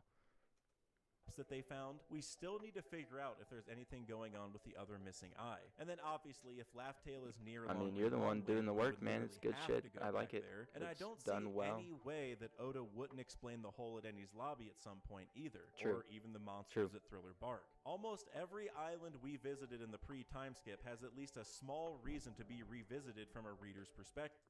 I agree. Yes. But hanging plot threads does not make a plot point. Sometimes I hyperfixate on the negative comments, lol, but that means a lot to hear. Yeah, well, there is a good amount of criticism to ingest. There is also a very easily crossable line of ingesting too much negative criticism to the point where you become hyper analytical, too hard on yourself, perfectionistic, and it forces you to like slow down, expend more of the mental energy going over the same things that you wouldn't have thought twice about, right? Distrusting your instincts, all of that stuff. Like, sure, it is good for you to like look at the people who don't like your videos and like are commenting, their thoughts, if they're valid criticisms, it's good for you to look at those things and to maybe take that into account if that's something that is your goal. But like also, I mean, you obviously have a community that very much likes the style that you put out, and those people who have those negative comments and ideas and reactions, are not the audience that you probably want to cultivate, even though it feels good to be able to bring them into the fold and then turn them into like good supporters of people who like your content, things like that.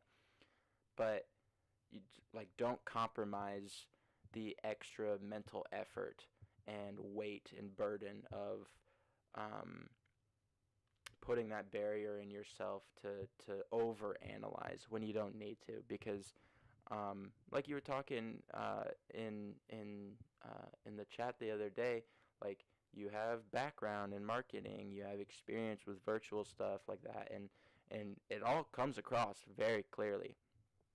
So I mean, you're doing a really really good job, and I hope that you're not putting too much mental energy into fixating on negative comments. And I do want to make a distinction between negative comments and criticism, right? Criticism is great, especially if you're trying to learn and improve and you care about like bringing new people in and this and that and the other. But negative comments, not so much, you know? And I'd argue some of them need to be revisited physically by the crew as well. So I bet that eventually we will almost... I agree. And I agree partially because Zoro not visiting Ryuma's grave was a miss. Yeah, for sure. Really appreciate the considerate thoughts. Feedback is always key. It's just easy to skip over the good feedback sometimes, focus on the bad stuff, even if it's a small percent. Yeah, I mean, the most loud people are sometimes the people you need to not listen to, unfortunately, even though they're loud and they're obnoxious and they're obtrusive, you know. Sometimes I wish I had like a modular dial setting there. I could just like mute, in real life. Because some people, it's just not worth it. Thank you for the compliment, my dude. It's about the only aspect I have going for me. Almost redo the first part of the Grand Line, but Oda will show it to us in a way that kind of displays the crew's growth. They will be welcomed by each of these islands because they've made friends with them. But yeah. Okay, so hold on, wait, because just running through this train of thought, Dak. What if they do all like split up and they're all like going to their different islands, and every single one of the Straw Hats is received like Whiskey Peak, like the huge party feast. Everybody's like, "Oh my God, a Straw Hat Pirate's here!" Like, like, like we get what happened with Zoe, but for each individual member, that would be, dude. Wait, that could be like a great introduction to like Straw Hat title cards, setting up for like what the world really perceives the Straw Hats to be as they're like separated going to these islands. And then you get that like introduction where they're like showing up to the island, they're having this like reception, and then you get the title card like Zoro, first mate commander of Straw Hat Yonko crew, swordsman or something like that. Like crazy title card setup idea could come from that. So maybe you swung me a little bit by talking. Also be a lot different because it's an Emperor's crew. And what else I would say is that if you're someone Agreed. who likes making theories, the best place to look is early in the story. The Yes. beginning is and always will be the best source for ideas about the ending. I also want to add, it's also just because there's so many unresolved things hanging in the beginning right now. And that is purposeful on Oda's part, right? Is like he added these things in so he could continue to tell his story on a week-to-week basis, but some of those things didn't need to be, like some of those earlier mysteries didn't need to have anything touched on because he was doing all these other things that filled in the small gaps between them. And now he can reveal to us those like larger mysteries, those larger questions that we had, like, okay, why did Buggy go directly for the Straw Hat? Like blah blah blah blah blah blah. All these little things that build up in those really earlier arcs. Yes, either each Straw Hat goes to their home island or like a closely related island. We see them each get their own standing ovation from their friends or family, or we visit them all. And even in one total chapter, Oda could just skip right through and let us see each island's reactions, just like a Roger's Dreamy. Yeah, I mean, he could definitely montage us through like title card entrances and like the recruiting of large-scale groups of people. On our way to Laugh Tale of the Warzone. Did you talk about the Grand Fleet in this video? I might have missed it if you did. I don't think he touched on the Grand Fleet too much because more of the aspect of like after the Ennies lobby exculpation that he was talking about, where they're like split up and potentially go to all these different places. The Grand Fleet would be replaced by whatever the people they were recruiting to bring to the proposed final war that's happening, right? If I clocked that. Like, you don't need a Grand Fleet if you're actively out recruiting everywhere and everywhere, you know. But I talked about Hoda probably would have had Kuma separate the crew to do, yeah. So they'd remake it, kind of. I mean, yeah, it would literally be the exact same thing. It's just like, you know, recruited people from out and about. I've already decided on the last panel on how the last chapter will be. In the final saga, I'll focus not only on Straw Hats, but also on the events happening in the whole world. The problem is how many years it will take to start the final saga. Yeah. I mean, so this is what I mean. Like, when he talks about that last panel and the ending that he has in mind, I can't picture him having that so clearly figured out if the war is the end of the series and not rather the like climactic culmination of their characterial wishes, where they're like actually hitting that point where everything has been resolved, and at this point they're like, oh, our adventure is done, and what do we do now, right? And this is where it comes into like supposedly Luffy creating a whole new world or what have you, whatever your ideas of the One Piece are. But I just don't get the feeling that he could have had easily as planned out as he does the last panel in that last chapter, if the build up to those last couple of chapters was still such a climactic, frenzied, characterial showcase between everything, right? Like, what you want with a story is this huge climax and then a falling action. And whilst I don't think Oda would fuck that up if the ending of the story was truly like just the pinnacle, like just the climax, and then the end just a smidge, I don't think he would fuck it up. But the thing is like it's way easier to, rather than when you have say 30 chapters to expose out all the character dialogue, talk about their dreams, talk about what it felt like to achieve the things that they needed to achieve, talk about the battles and the struggles and this and that and the other, right? Like, I don't get the feeling that the outro to the One Piece story is going to be short. And I get that feeling because there's so much build up and there's so many things that characterally we would like to get a resolution on, you know, like Luffy's dream, like Usopp finally feeling that internal worth for himself, like Zoro maybe like finally being like, okay, I got my name to the heavens, Kuina, you heard me, that wish is fulfilled, like all those little itty bitty things. And whilst that could all be achieved on the way and through the final war, I think it would be a lot easier and perhaps more emotionally impactful if we were getting all of these emotional build-up and revelations outside of the context of fighting and outside of the context of truly putting their ideals on the line, right? Because, like, yeah, a big factor is that he has two dreams.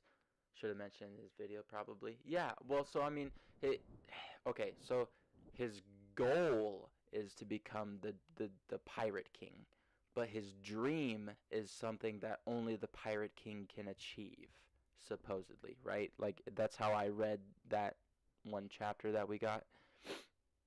Because Oda is an author who's written probably every chapter knowing the final chapters.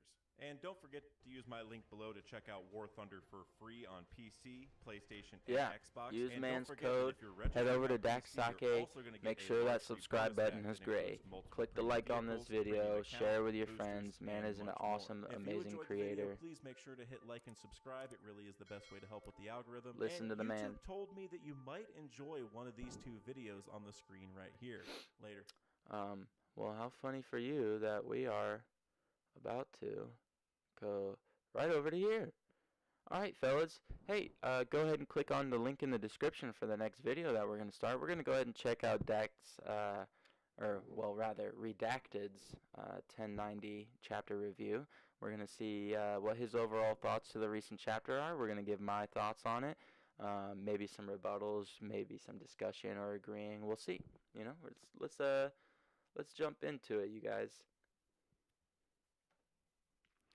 As always, make sure to go subscribe to Redacted. This is Dak Sake's second channel.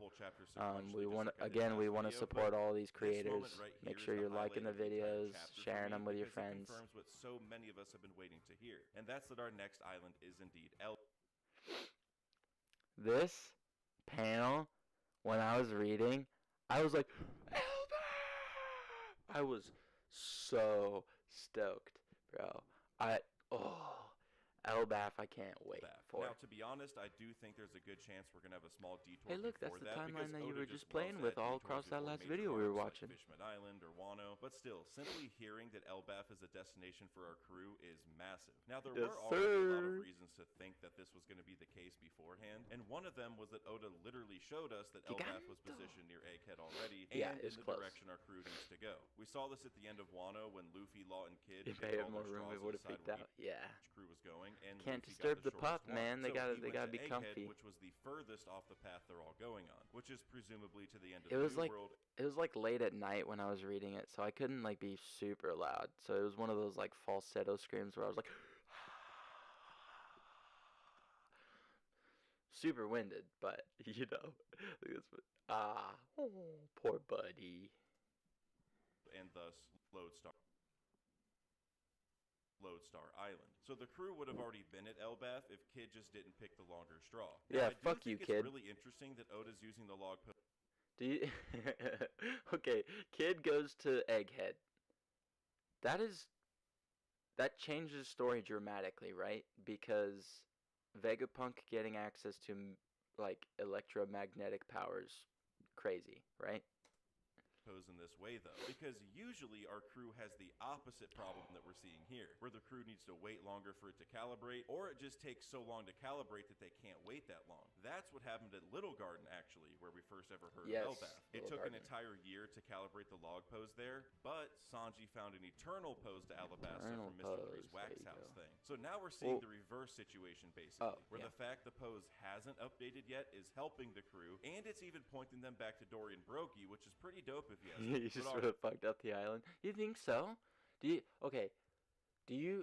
So is it canonically confirmed that Kid is an actual engineer? Because I think I remembered something about that. Like Law is a doctor for his fruit, Kid is an engineer for his, right? Because to me, I don't think he'd be able to do as much of the complex machinery that he does unless he was an engineer. And to be fair, the reason why Kid... I see why Oda did this. Because if Vegapunk got access to Kid's fruit, it would be really crazy. He was seen with a wrench and goggles as a kid, so gotcha. Similar to Frankie and style, right, let's just go like back child to genius, probably. I just want to say we're almost at 1K subs, so if you wouldn't mind dropping a like and subscribing. Yes, to the channel, subscribe. Man is man is 8 away from 1,000K. Like, it does not take much effort. Share it around, show your friends, tell them to just click the button. Even if they don't watch it, I mean, like, it's a sub is a sub, you know. And you can get your friends to watch things if you're like sitting there and you're like, hey, watch this video with me. Just share it around, man. Like, it's not that hard.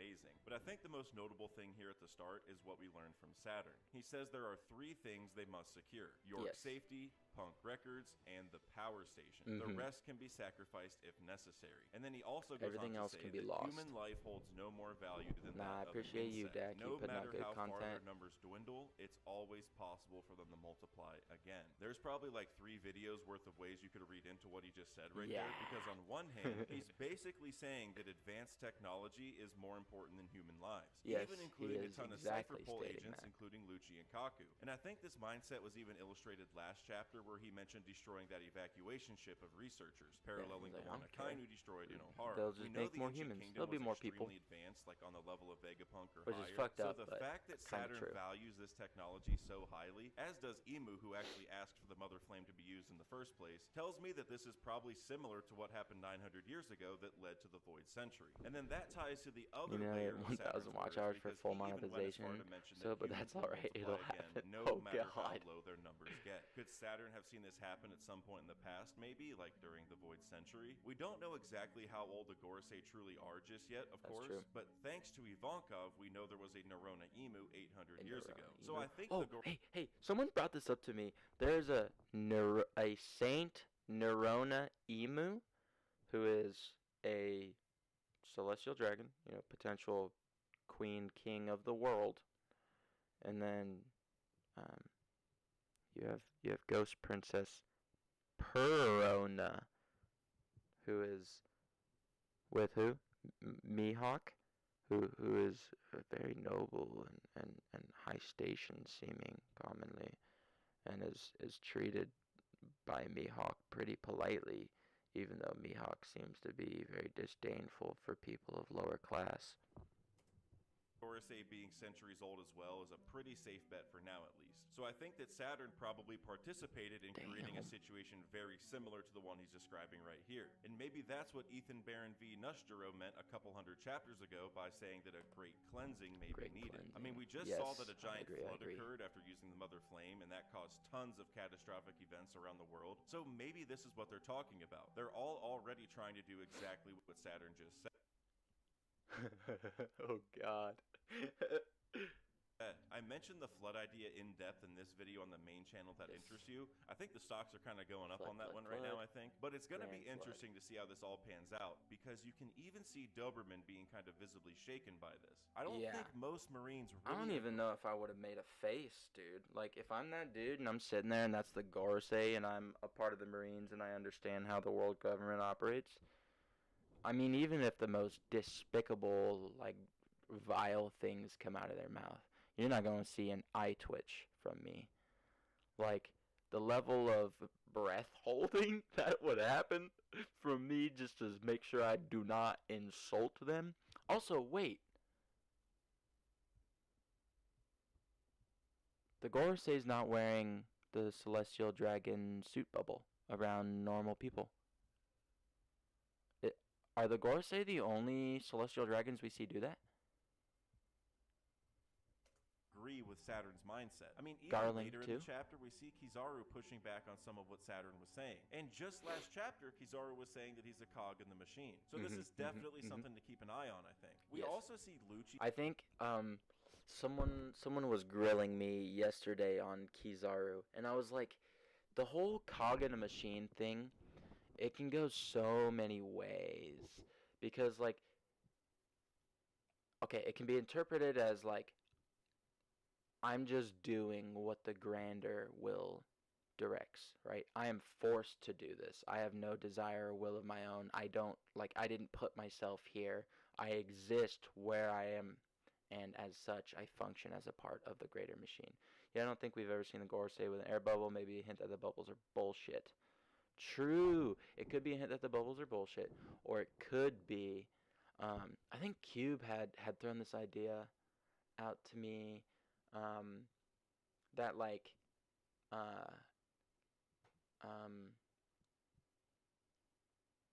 fuck, blanked on it. Never mind. Yeah, I don't think we've ever seen. Rewind thoughts, Cameron. Backtrack. We're gonna go back 5 seconds. Cog in the machine. Okay. Every Marine is a cog, whether they see it or not. Kizaru knowing it and choosing to buy into that role makes him smart IMO. He has a reason to do so. He's not mindlessly doing it like most Marines. Yes, the cognizance and awareness that he is a part of the machine is important. And I think it's important because Kizaru has, again, always been associated with who? The smartest man in the story, right? Like, the smartest person. The smartest. The one who should probably have a plan for all eventualities. Hey, what's a great eventuality that would be planned for? The Marines potentially coming to suppress your technological advancement? Okay. Well, oh, they'll probably send an admiral at that point in time. What admiral do you think they would send? The one who's probably most familiar with them? Okay. Um, well, there's also a child that they had like picked up and potentially maybe trained specifically to be an opponent for Kizaru, right? Like Sentomaru could have been not made, but like trained and brought up and raised by Vegapunk and Kizaru to be the one that stops Kizaru when the eventual world government turns their eyes onto them. Yeah, exactly. Hey, I'm not going to go right after them because there's all these other things. And it could be like the ideals thing, right? Where he says like I don't someone who takes their duty seriously, I have to respect because I take my duty seriously, right? That kind of thing might be. Yes, Kizaru might want Vegapunk to get away for real. That's kind of what I've been thinking. And the other aspect that I've been thinking about the cog in a machine is you can read it like if you break me. If you remove a cog from the machine, the machine jams up, doesn't work as well. It maybe breaks in an irreversible way, right? You take a cog out, the machine stops. Hey, I'm an integral part to how everything operates here. You take me out, things stop working that way. Could be. Saying that he's a cog in the machine. So this is definitely something to keep an eye on, I think. We also see Lucci leaking some intel out to the Marines during the scene with the whole crew, which could be an interesting situation later on if he finds out Saturn kinda just said he's expendable if needed. Saturn did say he was only stating the worst case scenario. It'd be really funny if he fed them Lucci false sees at info. some point the Marines aren't all that interested in around. saving him or the other agents, especially after he sent the Marines all that intel. The thing I is wonder if that'll why be would another he have crack any in the Marines' loyalty armor to the in world terms of government how bought anymore in at this everyone point? is, I guess. But then we also skip to the basement with the other Cypher Pole agents, Remember as well Long as Punk the Hazard, I Seraphim, broke the who were gear? simply defeated I by do. Bubbles. This actually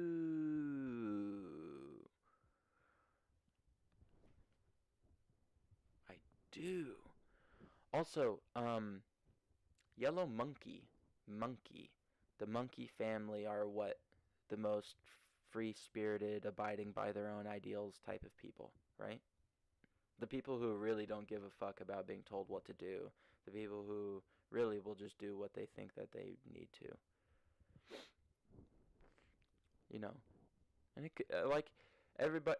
The, the problem is characterally, he has not shown enough things for me to want him to be intelligent enough to have played this level of like word gameage with some of the most dangerous people on the planet.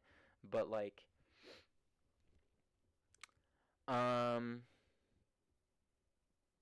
yeah, his whole slow thing could just be a facade, you know. Terribly TJ, was Lucci whispering to a Denden Mushi in his pocket, or was he whispering to Hattori who relays that to the higher up? It could go either way, and it can go either way because Denden Mushi works, right? It's easy peasy, it's easiest, simplest explanation that you can give. And then, you choose to believe Hattori until further notice. The other way that it can go with Hattori is the way that it works is government drone, right? Like, oh, the birds are government drones, right? That whole conspiracy theory in real life. It's pretty funny when you consider the fact that like it's snails in the world government world that are the government drones. But you know, like a great evolution of that would be what? Birds. Hey, what was Germa 66 known for? Creating like giant snails that could travel the world and go over the red line. Oh, okay. makes a lot of sense because we saw earlier in Egghead that these But that also gets away from my current theory of Lafitte D. Hattori. But you know, that's one of those just fun ones. Cancel their fruit powers. So I by totally having them believe it. inside of a bubble, it's almost like they're in a complete sea stone cage almost. I also love that Oda showed us Hey, Mihawk's question. Important question. The bubbles on celestial dragons. Could that just be this tech? And the reason that they all wear them is to suppress their powers? keep them weak, pliable, emotionally weakened.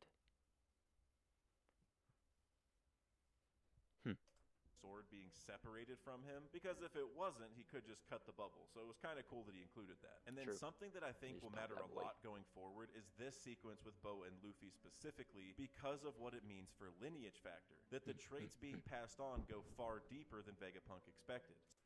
You don't think so? You don't think so? What? I lost my mind at this scene because this scene nigh confirms something that I've believed for a long time, which is that huge characterial and emotional changes in your life will impact your lineage factor. Placebo type beat. You don't think so? It could be. It was just a thought because, like, I just saw the bubbles and we were just talking about celestial dragons with their suits and stuff. So I was like, but the so far as in with traits passed down through the lineage factor, right? In the real world, we have something called epigenetics, right? And this is this has been shown like through studies of the Jewish people, um, studies of all kinds of ethnic groups that have been through like horrendous trauma-inducing, like world-changing, cultural shifting things, and those people have markers in their genetics that are particularly methylated to make them more stress, like easily more stressed, so they're more sensitive to it. They're like more prone to being overwhelmed by loud noises, X amount of things. Like all these little different facets that are a culmination of trauma that happened to people during their living during their living process, right? Obviously, we see things like hormones affecting your what gender, changing your type of like changing your persona, whatnot in One Piece world. That's pretty easy, right? Like if you go from a girl to a guy, aside from One Piece logic, you are in the real world. If you were to trans yourself in that way with just those hormones, it wouldn't affect your lineage factor, quote unquote, right? You would still have an X and an X, X and a Y. You would still have whatever you were born with, right? But if that's not how that works in the One Piece world, right? If you just change it so that way, like, no, your will changes your body, your dreams change your body, your life changes your body, and it changes your DNA.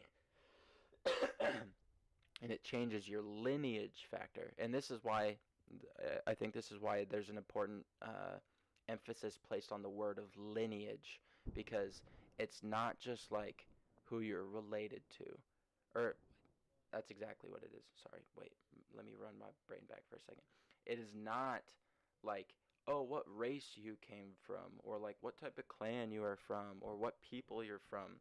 It is what great people are you related to? What powers have been passed to you? What wills, knowledge, instincts, everything has been like shaped into your essence that you get to choose which aspects to utilize, you know? Sounds like unwillful manifestation.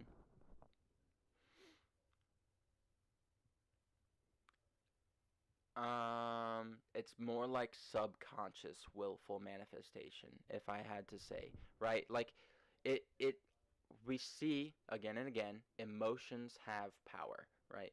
And will has power. Will is specifically hockey. Emotions seem to be able to induce these other effects, right? You go to like what Sanji says with his passion burning hotter and stuff like that, but we also see that people's like attacks can be strengthened by emotions, or attacks can be created from emotions. Say you're holding your brother who has the power of fire in your arms and he dies and it breaks your soul.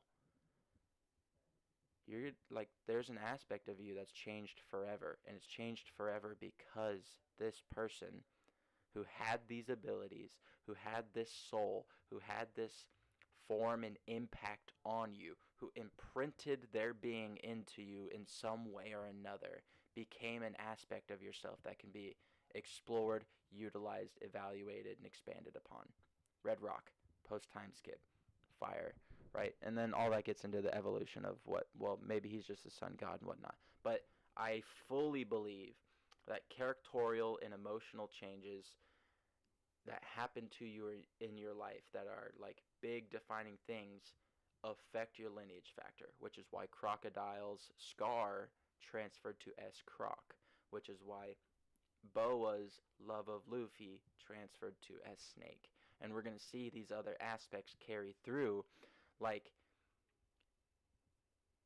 it seems almost like Gecko's Seraphim was cloned, or his DNA was taken before he was beaten by Kaido. I get the feeling. And I get that feeling because his character is completely different after he got beat by Kaido.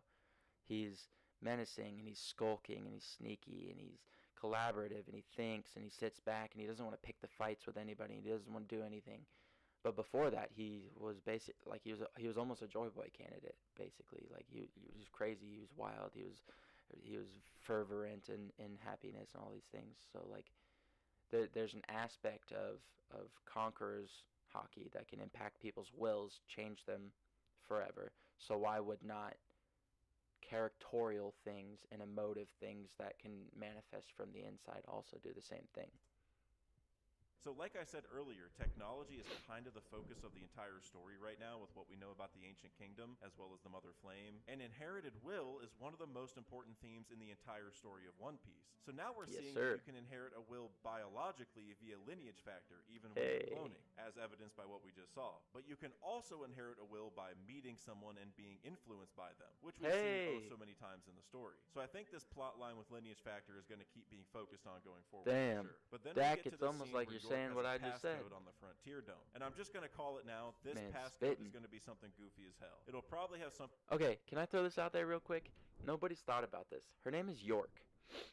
There is a famous siege in the history of the world called the Siege of York that ended with what?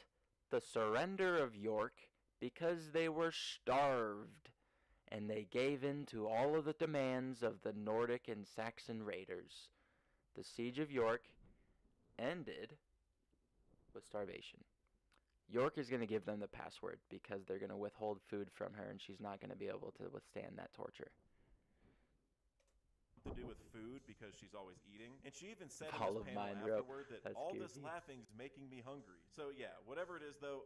What do you mean? What the fuck? You hadn't thought about the York thing? Oda's gonna make a joke out of it, I think. But then we get to the Elbaf sequence, which I already talked about. But then yeah, I mean we've seen this constant shit. Yes, the Siege of York. Yeah, you look into it. Yes, bro. Dude, none of my I don't care about IP. Like that's one of like if I'm sharing my thoughts and ideas, it's because I want them to be shared and talked about. So you're free to do whatever you want, man. Then we get to hear Vegapunk and Frankie discuss plans to escape the island via the Vega Force. And since it needs to be near Punk Records for the aircon in order to work the anti-grav technology, they're going to use a Coup-Day burst at the end to go another kilometer. And I love this panel right here. This one got me so hard, bro. I've been waiting for this type of energy between them for the entire arc, because remember, Vegapunk is Frankie's role model. Seeing Vegapunk being surprised by the cola was unironically one of the highlights of the entire chapter for me. And Frankie also uses cola in his own body, as we all probably know. And also, again, hey, Dak, let me throw out this idea.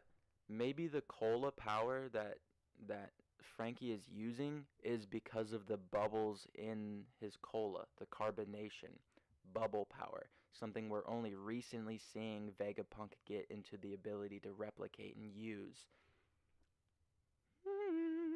And I think this could lead to a future discussion about some kind of upgrade for that cola in the future. So check out my friend Hidden Island's video for more info on how the green blood. That was a wonderful video. So then we get to see some of the gang actually running towards the Vega Force, and we also see Bonnie has had a complete change of attitude after seeing Kuma's memories in that bubble and crying all night apparently. But it is refreshing to see that she's had a bit of carbonization. Yes, yeah. That's exactly what it is, and I wanted to touch on that because Kairoseki is stone infused with the power of the sea. Pyrobloin is is like clouds infused with the power of the sea. Stone has microscopic air bubbles in it. Pyrobloin, when it was talking about it, forms lattices in the clouds and forms a structure. Acts a lot like bubbles. The the bubble power is really important. And I mean that goes all the way back to Oda saying that one of his favorite scenes is like the one scene in Sabaody with all the bubbles and like all that stuff. Like bubbles are important, you know. They're an aspect of sea and air trapped beautifully, so fragile in this utter balance of something, you know. And I can see Oda taking that and doing a lot of creative things with it. change of heart and is now on board to helping everyone escape. Because I assume she found things out like what Kuma's past was like as a slave, why Kuma allowed himself to be turned into a cyborg and eventually a full robot, I think. Maybe even why he's going to the Red Line right now, maybe some circumstances regarding her own birth, and all kinds of things like that. And she even mentions wanting food, which is very on brand for her. She also complimented Sanji by saying, "Man, that guy's great. A chef." Oh, also, yeah, all the food theme that just made like all the consistent touching upon like York getting hungry and then like needing to stuff herself, eating for 7 people, sleeping for 7, like her needs are expanded, so she's gonna get like hungrier 7 times faster, right?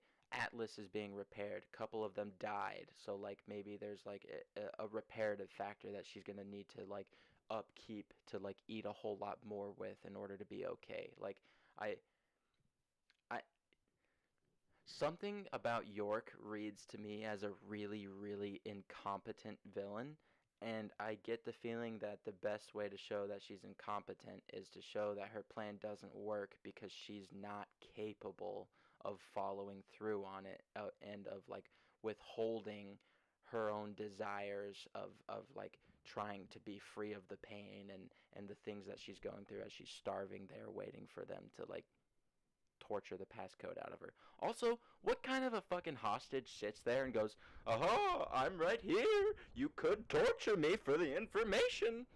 Like, I'm just gonna keep rubbing it into your face. It's so silly.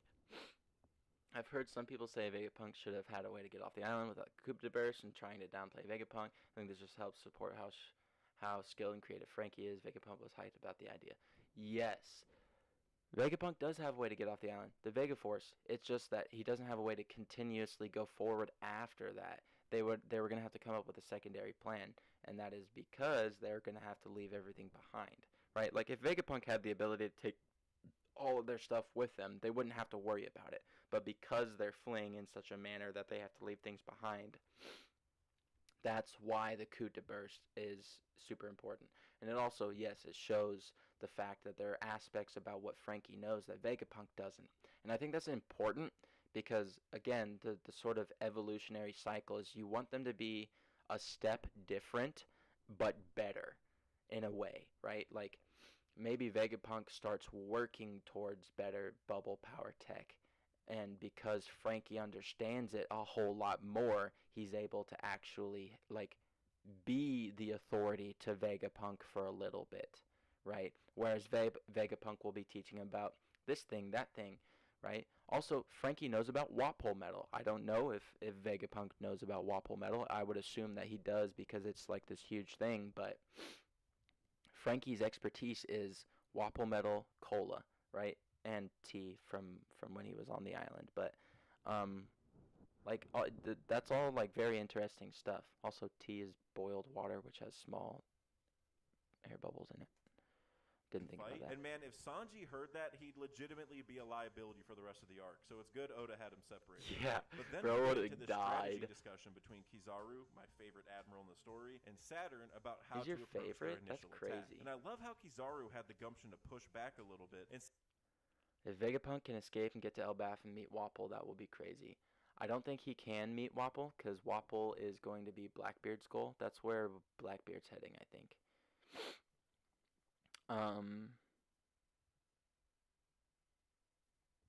Kizaru's an easy favorite. The reason I haven't liked him for so long is because he didn't have that characterial representation that the other admirals specifically got, right? Like even so far as until just this most recent chapter, we hadn't really seen Kizaru display ideals or anything for himself, and to me that was a big detractor. But this recent chapter, right, obviously opens it up for a lot more play. I still, in my head, and maybe this is blasphemy, I still put him as the weakest admiral. I think he is weaker than Green Bull. I think he's weaker than Fuji. I think he's weaker than Akainu. I think he's weaker than Aokiji. And the reason I think those things is because he probably lacks the inherent will to drive himself to be stronger. But, obviously, Oda's cooking someone with Kizaru, plus he has arguably the most badass entrance of any character, which matters a lot for me. He's also hilarious. Understandable. I'm not going yucky or yum. Say that flying over Sentomaru would be just like spitting in his face. He's kind of I enacting do his agree, own though, sense that of he's justice cooking in at least a something small that way. is And not going only to be does it show that relatively he will stand up unexpected to the here for this Gorosei, arc. even if just slightly, because he did have some other reasons for it, but he also has some kind of respect for Sentomaru. Kizaru wanted to go about this his own way, and it's probably because Sentomaru is his nephew, which is likely more of a Yakuza-type connection, but still. And the Marines also make some other smart strategic moves, like having 6 powers users go to shore immediately, going in to free the Cypher Pull agents, and shooting Okay, cannons. hey, that guy looks like Vars, right? That Vice Admiral looks like Vars? Yes, no, maybe so? I think he was even... You think he was even with Aokiji and Akainu until the time skips TBH. Since they had that high diff fight, Kizaru is a sleeper. I don't know what Oda's cooking, but it'll probably come into play here. Yes, I agree with that take fully. I fully hope to have my expectations of Kizaru subverted, because yeah, for a long time in my head, even though he was the one who had done the most like traumatic stuff to the Straw Hats, in my head he wasn't anything special compared to the other guys, and especially when we get the introduction of like Green Bull and Fuji, we're introduced to them, and like the Navy or the Marines are like saying that they're monsters comparative to like the people who usually show up and whatnot. Or the Verth statue, it's weird. Yeah, it's got it. It's almost like he's like an ogre or an oni or an orc type thing, but I can't. He's got to be a fish man. I just don't know what type of fish man. Maybe like a gar. Those teeth. Sea Beast instead of the Pacifista. I love seeing competency from the Marines because Me too, every me too. buster call that we've ever seen in the story has been an abject failure. O'Hara has failed because Robin escaped, Saul even lived, and the boats weren't even burnt, which was... Okay, well, hold on. You kill 1 million people. 1 person lives. Was the nuke a failure?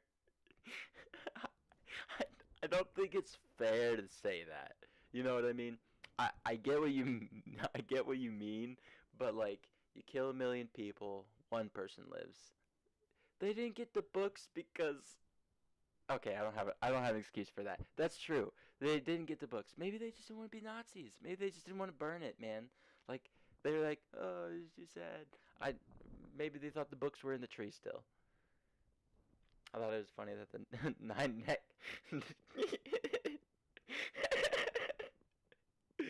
He's got a tattoo that says Marine on one of his necks. That must have hurt. I wonder if that was the first neck he had. And he just progressively got more, and it like changed the position. Was a massive reason they were kind of going there. And then Eni's lobbies failed because they're... Well, they could have... You don't think that they just like set fire to the tree and just thought that the books were in the tree? And that they didn't look, right? Like they wouldn't have assumed that they would have thought to do that. I think maybe. I don't know. Again, it's an excuse to be made, but you nuke a city, a single library remains. Did you fail? Not really, but it is one of those things. Like, how long would it take for those books to become unreadable, right? 200 years before the language is not the same spoken anymore and not like legible or understandable from the same context, syntax, or spelling, grammar, anything like that. I would give the Marines a pass if it wasn't a buster call. How many taxpayer dollars went to that event? And the good sense of people in half forward make sure. Yeah, no, for sure. The the cleanup could have been better. Could have been way better. I mean, the fact that you had Vegapunk and Dragon show up, like shortly after, and there's like whole excavation teams of giants like pulling out books from the lake and things like that. Yes, I agree. As to how many taxpayer dollars went to that event, I'd say enough to make a couple islands starve, probably. Crew still escaped, and then Sabaodi's failed because everyone escaped there as well. So obviously our True. crew isn't going to die here or anything, so the Marines are going to fail to some degree, but seeing some competency here... I mean, what kind of a fucking world is it where Oda consistently sets up the one thing that is supposed to be super threatening for us as the one thing that consistently fails, and the one thing that we have to kind of accept will be the one thing that consistently fails in stopping our characters from progressing forward? does make me think that our crew will have a really tough time escaping and may even have to make some kind of sacrifices along the way, like maybe some more Elbaf Giant, Saul who wasn't killed, Vegapunk and Dragon all get there at the same time and find the books, no problem, but the Marines can't send some people in. I agree, but again, like if you're like throwing, let's say Akainu does the Magma Fist attack that he did at Marineford. To him, that's devastating enough to not need to like go look at 5 feet adjacent to where his magma fist landed to make sure that the person that could have been in that little divot over there is dead, right? He kind of just expects the secondary guys to take care of the things that he's supposed to be doing. But I do get you very much so. Like, there was no like insurance. Like, you have Saturn talking about preparing for the worst possible scenario and saying execute those researchers and things that like left, right? But that those same precautions weren't taken with O'Hara. And it may have just been because they were so foolhardy or like full of themselves, like, okay, nobody's really challenged us in X amount of years. Like this is not really a threat type of thing. With how persistent CP9 was with searching for blueprints, you would think the world government would be more determined to eliminate everything on O'Hara. Yes, I agree. You burn down the tree of knowledge, I feel like that makes enough of a statement. The thing is, I can see, yes, they are just incompetent. Yes, and I think that is the point, right? When you are corrupted to the point beyond recognizing the abuses of your power, you become incompetent, right? And that's because competency is reliant on some portion of teamwork, actual real world leading, like negotiation capabilities, follow through, all of that stuff. So yes, they are just incompetent. Vegapunks or something. Then we see Kizaru bounce his light through the Egghead lab to reach Sentamaru, who blocks it while saying his guard is the toughest in the world. This totally fits his aesthetic because he's basically a sumo wrestler, and he even has some attire that would make you think it's from Wano potentially, which is totally possible because he was also really good at armament hockey, and even the advanced version because he didn't need to actually make contact. And we learned that from Hyogoro in Wano. Sentamaru also used the same line about the world's greatest defense against Luffy and Sabaody as well, so it's going to be really fun seeing this get tested against Kizaru. Even though Sentamaru did get cooked by Lucci earlier in this arc, but still, the familial ties here could make this fight a little harder for Kizaru to go all out like Lucci did, who was also awakened at the time. So then we end with this somewhat ominous panel where Lucci says that someone really strong is coming. I definitely think he's talking about Kizaru here, and you can even see what I believe are bits of light to the side of the panel to indicate that, so this is definitely going to put some respect. Yeah, you can, so the shadows are going up. So Kizaru is illuminating the whole island from below, right? Like when you look at the top of the panel, you see those shadows like underneath the words, and they're like breaking up, that's telling you that the light is coming from underneath and it's illuminating the clouds underneath them. It's not like they're just seeing like, oh, one bright flash like over here underneath the ground. No, like the whole thing is lighting up and the ground is casting shadows upwards is what I read into that, which is why I assumed it was Kizaru. It could be Saturn, it could be. I don't think it's likely. Kizaru's name, and it might even show Luffy has a bit of trauma from the last time we saw him. I mean, Agreed. Kizaru was there when Sabaody happened, he was there when Marineford happened, and now he's here at Egghead. So I think Luffy detected his voice or haki or whatever, and immediately knew shit was about to go down. So while I do definitely think that's Kizaru, I do want to mention one thing about Saturn, and that's that we still don't have an answer for the shadow that we saw attacking cameras earlier in the arc. To me, at least, it looks a lot like a silhouette of Saturn, although it is a pretty small panel, obviously. I'm still stressing about this silhouette.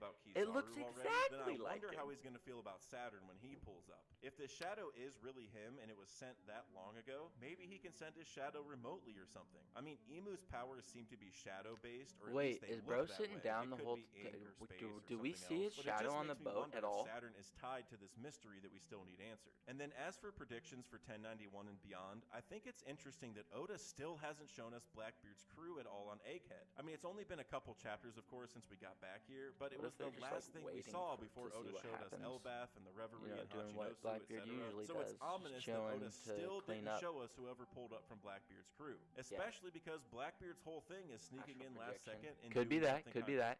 So I kind of hope we don't see like a shadow clone thing. I hope we don't really see like the ability to like clone yourself, because that would be, I think, a little annoying until the only person I see that I would want to be able to do that is Kizaru. That's what I'll say. The only person I would like to be able to like astral project and be in multiple places at once as an actual like thing doing things is Kizaru, unless that was their specific ability, in which case I would maybe be a little disappointed.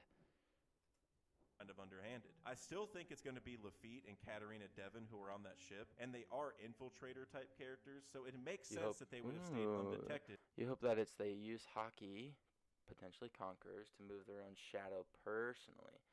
That makes a lot of sense. Having a projected shadow would make sense because of the knowledge we have on shadows in the OP world. Yes. One of the things. Okay.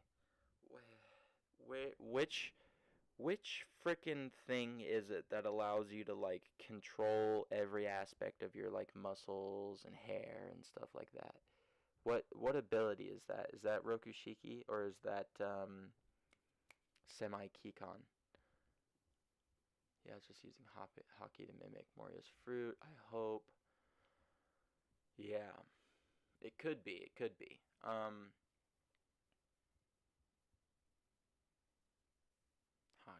Haki. How would they do that in my worldview? Semi-Kikon, you think, is the muscular control, aka biofeedback. Life return, biofeedback, Semi-Kikon. They're all the same, you think? I kind of agree with that. I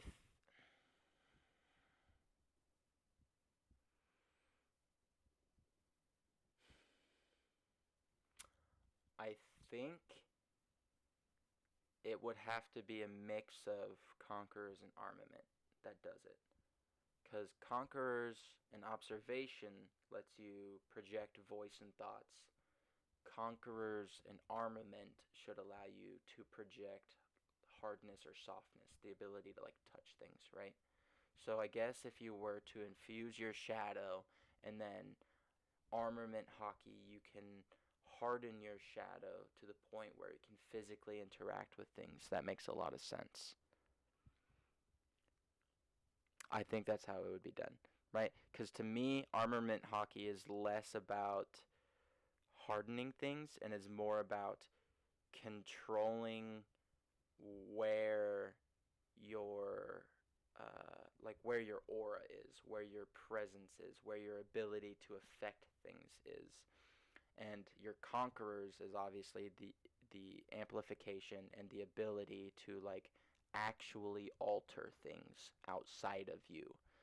Um, so I think that would be a combination of armament and conquerors, which would be why armament turns black when you go hard enough, right? Blackening is like your shadow, right? So you would base armament is basically just your shadow. Perhaps?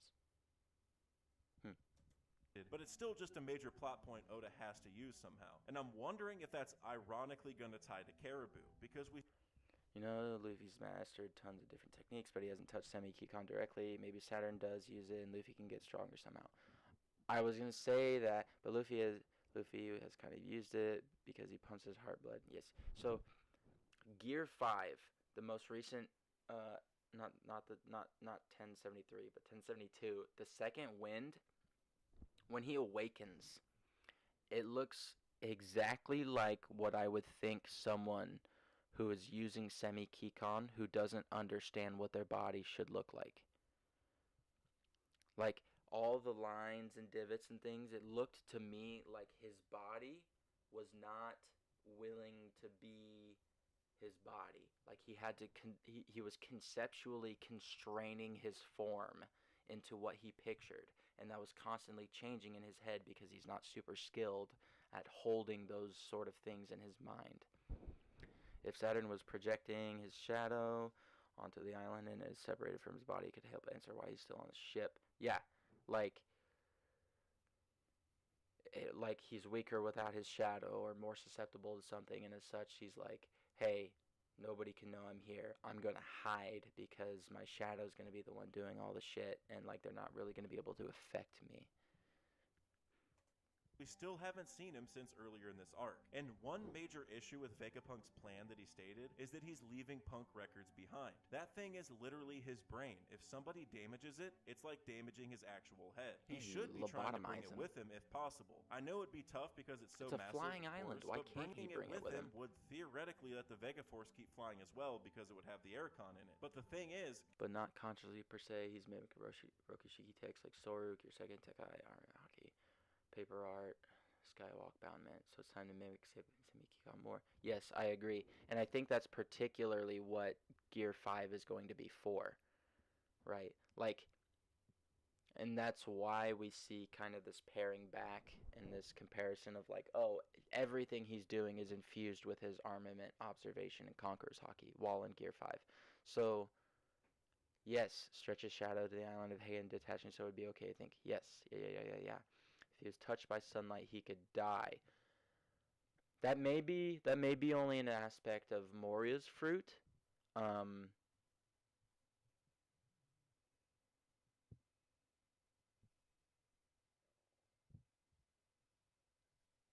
I don't feel like he would be comfortable with that risk if Kizaru the Light Man was standing right there. If that was the actual drawback, terribly. Caribou's ability lets him store as much stuff as he wants in his swamp body or whatever.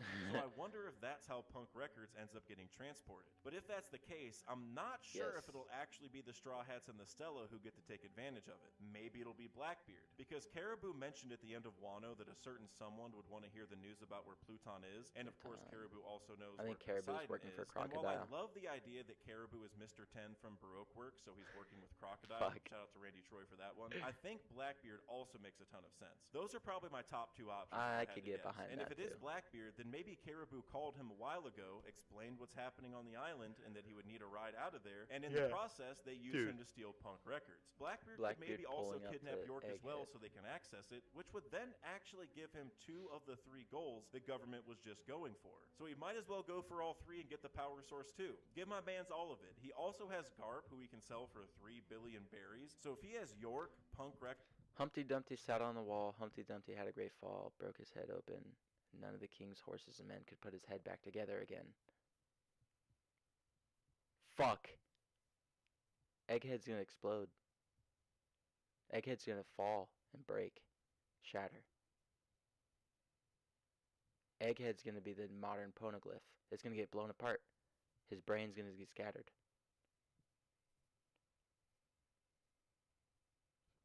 Hmm. Hmm. Hmm. Hmm.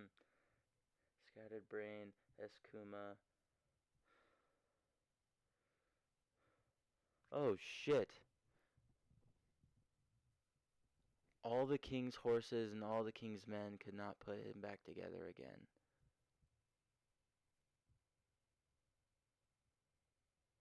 Humpty Dumpty, Egghead, climbed to the top of Mary Joie, signed a deal with the Gorsay, working for the world government, fell, had a great fall, broke himself into different parts, satellites. None of the king's horses and men could put him back together again. Buster call, they're not going to get what they want. York will be the center of the downfall, Yolk of the Egghead incident. God, yes, terribly. Good job. Bringing it home. You hit that right in center. The Yolk of the Egghead incident. Yes. Yes. The power source, and a bunch of money, who knows what types of weapons he will gain at his disposal going into the final war. And he even has Pudding, who can actually access memories, so him getting Punk Records just makes a ton of sense to me. He wouldn't even need the whole of Punk Records in this case. He would just need the part of it that holds the memory that Pudding needs to steal. You know? And what if that's just like a little, you know? Here you go, Pudding. Info. Easy peasy. Because, I mean, so... Okay. Wait. So his brain gets bigger the more information he stores in it. It gets bigger and bigger and bigger and bigger the more he learns. The thing about brains is if they're constantly active, you're constantly making new connections, forming new things. So at this point, he has enough information to kind of just continuously grow his brain based off of self-inferential connections that he can make inside of his own brain, right? And that is why he split himself into these different personalities, so he could have different interpretations on the data points that he had, so he could make new inferences and increase the amount of brain space that he had. Okay. You break that all up. Each part can still grow bigger, right? Because each part still has the ability to have information added onto it and new inferences to be made. And it's still technically a part of his brain. And unless he's dead, his devil fruit power will still work. So maybe the advantage to using Pudding on Punk Records IMO is he can take things out that he wants to keep for himself. York can build stuff into the info, which is valuable in a different way. Yes!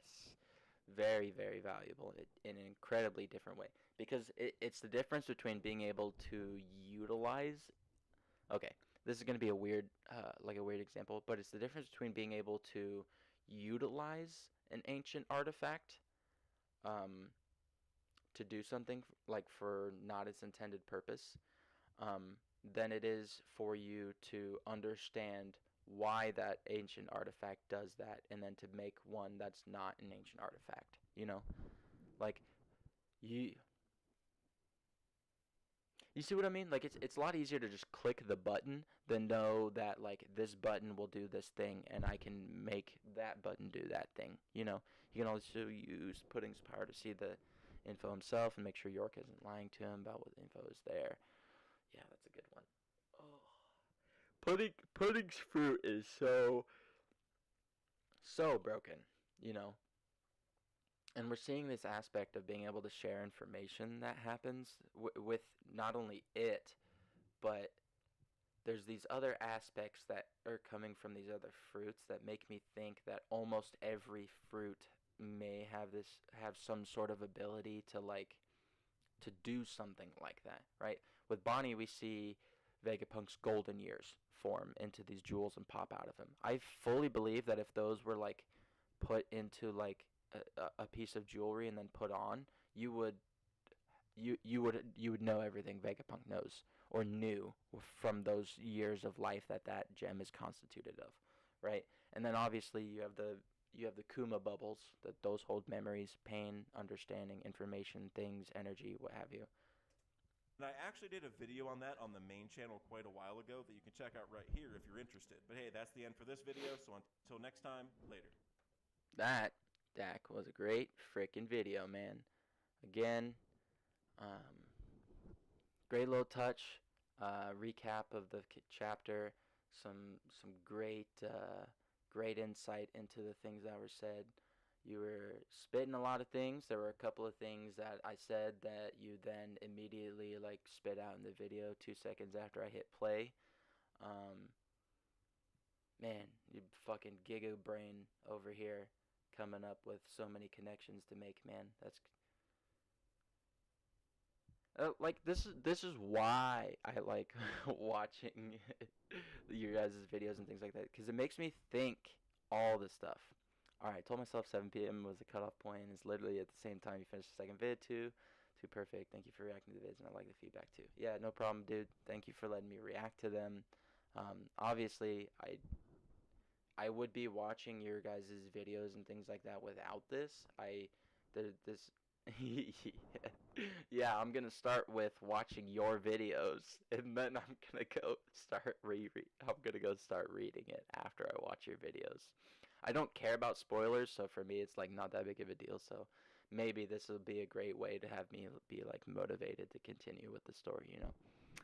But yeah, that was the next thing I was about to do, is watch your last two JJK videos. Is there one that you would recommend over the other? I have both of them placed in the description, but like which one of those do you think is a better starting spot? Even though neither of them are a starting spot. Right, so we have Gojo's a Genius. This is chapter 232, and then this is 231 plus.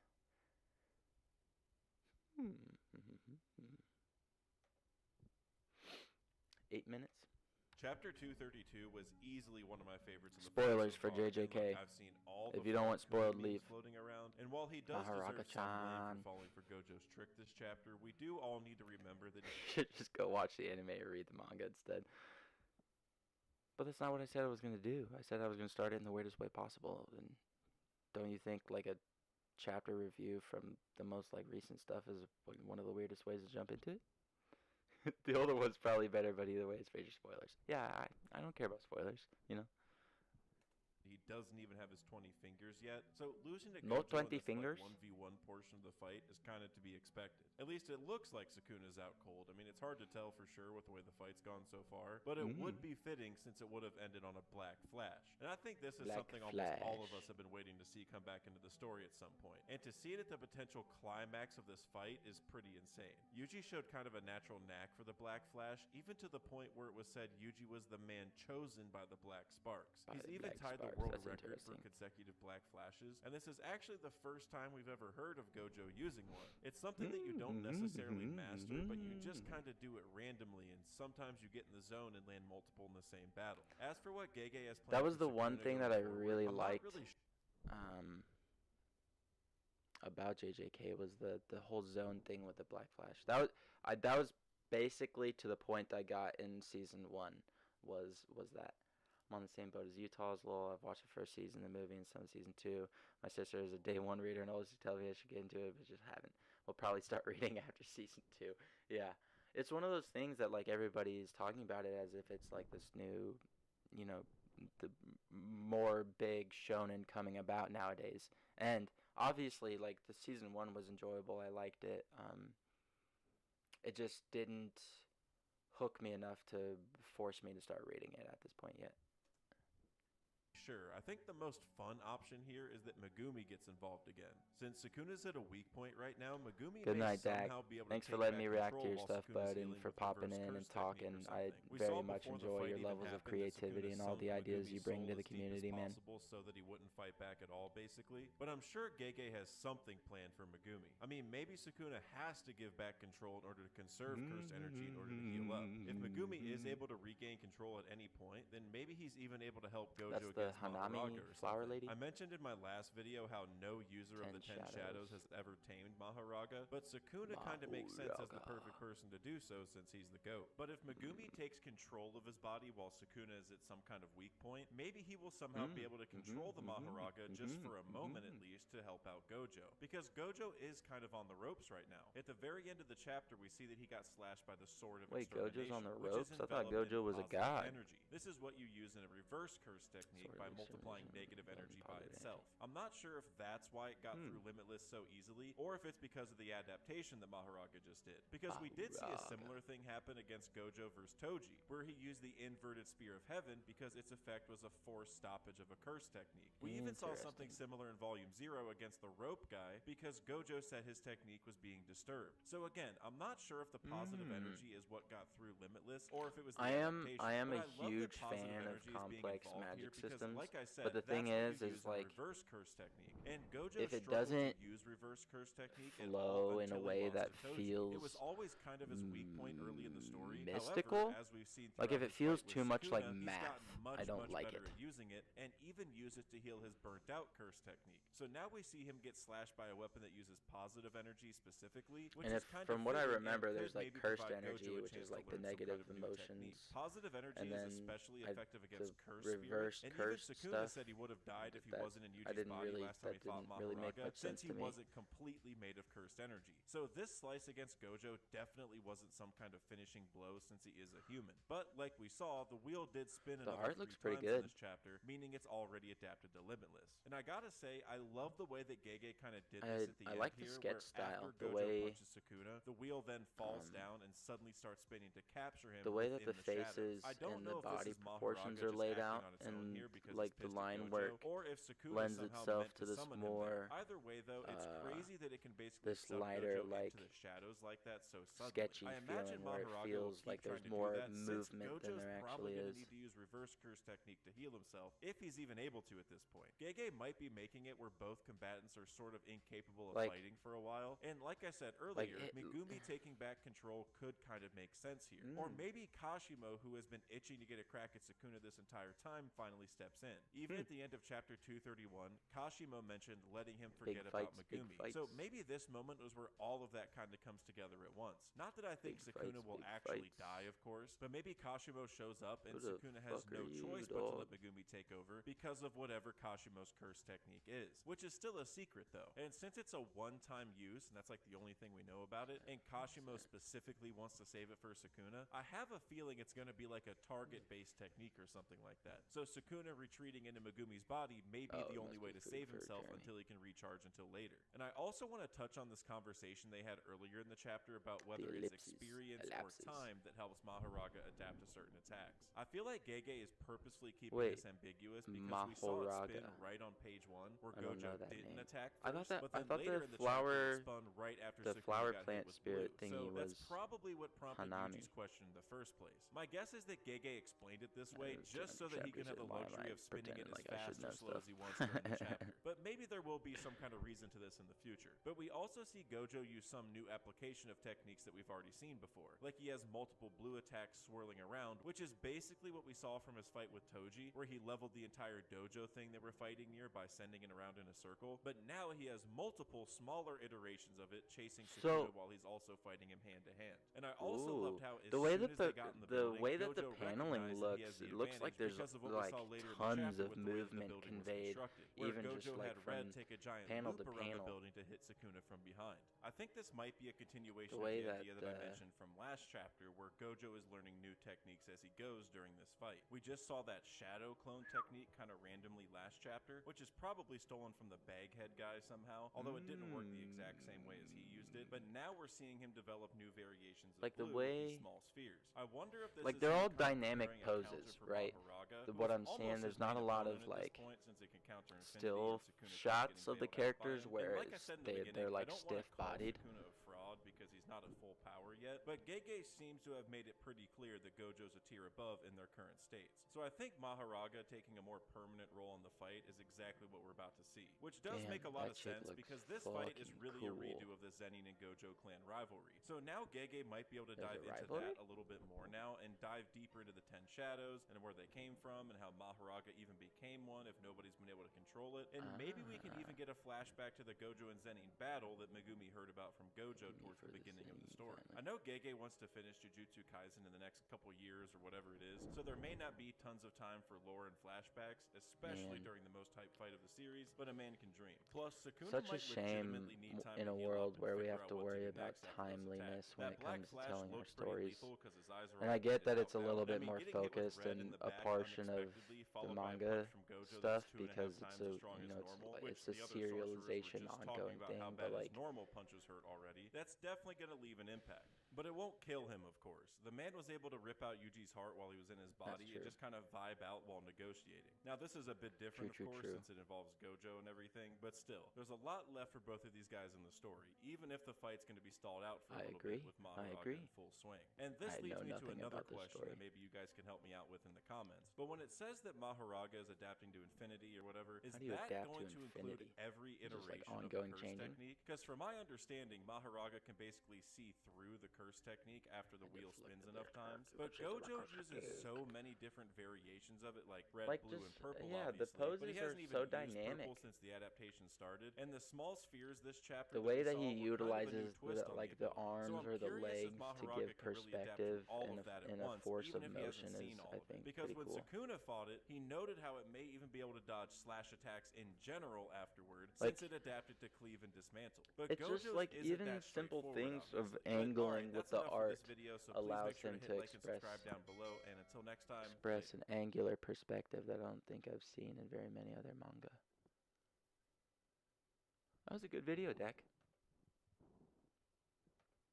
I can't watch this. This is 20 minutes. Alright, we're going to go ahead and skip the Gojo and Sukuna changed everything. But we're going to drop a like for our friend Redacted. And if you haven't, you're going to go ahead and scroll down and make sure that this is a gray button. You're going to click on it and make sure you are subscribed. Because this guy is a Chad lad and everything he spits out is golden. Alright. We're going to move on to the next person. GLR. I'm going to put this one on 2X though. Because I take way too long to go through stuff, I guess. And this is one that I might take a while to hit through because I have a lot to say about Wapol. Who could have predicted that Wapol would become one of the most important characters in all of... Me. I could have predicted it. I've been screaming it since I read Wapol's whole story in fucking Drum Kingdom way back when I was 11. He is the most ideologically opposed villain Luffy has ever come across, other than potentially Emu. So bad. The One Piece. Actually, better question, who would have wanted to predict that? Because Me. Wapol is one of the most forgettable villains in the series, and No, Ichiro he's Oda not. has used that factor to perfection. Much like... Ah! How is he forgettable? How? He comes in one of the best beginning setup arcs for one of our crewmates, for learning about the meaning of the Jolly Roger and the flag, what it is to be a pirate, what it is to be free, what dreams are. When do you die? When you are forgotten. Wapol is not forgotten. Wapol has not died. It's like the skilled story magician he is. And just as he was distracting us with a Sabo over here and having everyone go wow, wow, wow, bam, Wow, all of a wow, sudden, wow. here's Wapol. He's seen Hippo Emu, Man. he knows the powers of the Five Elder Stars, he saved Proposedly. Vivi, albeit He unintentionally, sprints and now away. Wapol, of all people, is in a position to quite literally change the world. Yes, To he casual is. readers, Not of I all imagine people. that He's this might always... seem like a Okay. Note. Wapol has always been in a position to change the world. That is exactly what he did. That is why he is a villain. He was a son of a good monarch. His family was wonderful to Drum Kingdom. They turned it into a doctoral paradise where medicine and the study of healthcare and the human body was promulgated and pursued to a high degree. And then Wapol was born, assumed the position of king, and destroyed it. He has always had the ability to change the world. bit of a happy accident. But looking back on not a happy everything accident. that is the gloriousme Vhall, this was all set up from the very beginning. Yes, it Vhall was was. first introduced in chapter 131, Vhall of Tin, or Tin Tin Plate Plate Wapol in Wapol. Japanese. And the very first panel of him is a fearsome shaded silhouette, which is a thing Oda likes to do. Draw some sort of intimidating presence, and then immediately subvert that when the full design is revealed. Yes, which is totally, a standard totally, cutout totally. that even Wapol's rotund physique fits perfectly into. We see him Yes, and we go, it's yeah, perfect. nah. And after which I point, loved Wapol it. begins literally eating the going merry. Hey, by the way, he is the only person that has a remnant of the Mary around with him to this day. It is a part of him. Oh, you mean the thing that manifested a Klabauterman to go save their crew from Ennie's lobby has a part of it that was eaten and subsumed? Whoa, oh, wait, what do you mean food and things that are eaten carry wills? Wait, what are devil fruits? Wait, what did Big Mom do to Mother Caramel? Oh, okay. They ate them, by the way. We know that from the get-go, Wapol isn't going to be a serious antagonist. He is an incredibly serious antagonist. He's just not a punch-fighty antagonist. He is the most ideologically and diametrically opposed villain to Luffy. He shows what not to do as a king. Luffy's goal is to become a king. What is being shown here? What not to do. He is a ideological antagonist. Those are some of the best. At most, he's going to be annoying, very annoying. But False. he's no Arlong. Even so, Wapol actually had a lot of potential, because this was the first person in the series who could not only match but outclass Luffy in terms of eating stuff. So in a way, Wapol was the Charlotte Katakuri of his era. I want to note, the reason is because his fruit curses him with endless hunger. It has a side effect. What is the only other fruit we know of that could potentially come with a side effect? Blackbeard's Yami Yami no Mi. Katakuri was a level above Luffy in everything except eating. Meanwhile, Wapol was a level below Luffy in everything except eating. The way I think about it is a slightly more serious Davy backfire. Because as we'll see, Wapol's conflict with Luffy was almost as wacky as his fight against Foxy. But interestingly, Luffy immediately blows Wapol away. He blows him away. And funnily enough, Luffy uses the same attack that would ultimately defeat Wapol at the end of the arc. Luffy beats him within half a chapter, and then we go through an entire arc just to see Luffy do the same thing again, just on a tall building. Yes, because the real villains in the world that you deal with, the ones who really will destroy ideologies and fuck things up, are not the people who are going to go around punching people. They're not the people who are really strong and powerful in of themselves with their own convictions and ideals.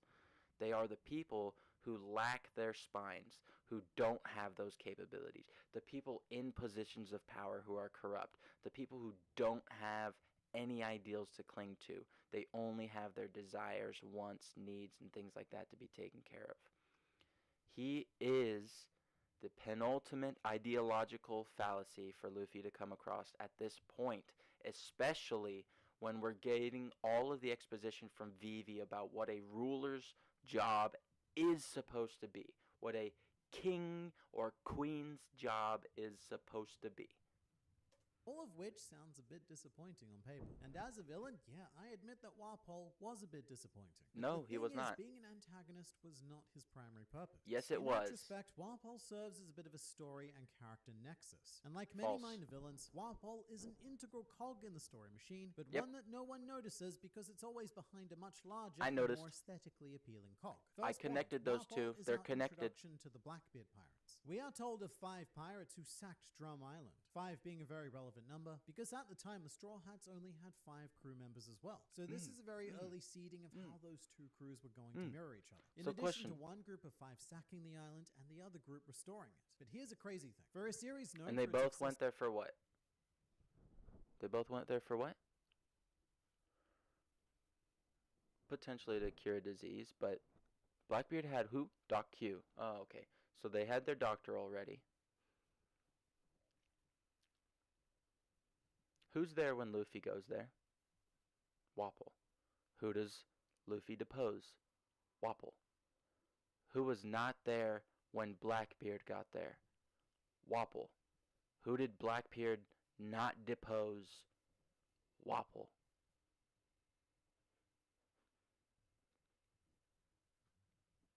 They're the same goal.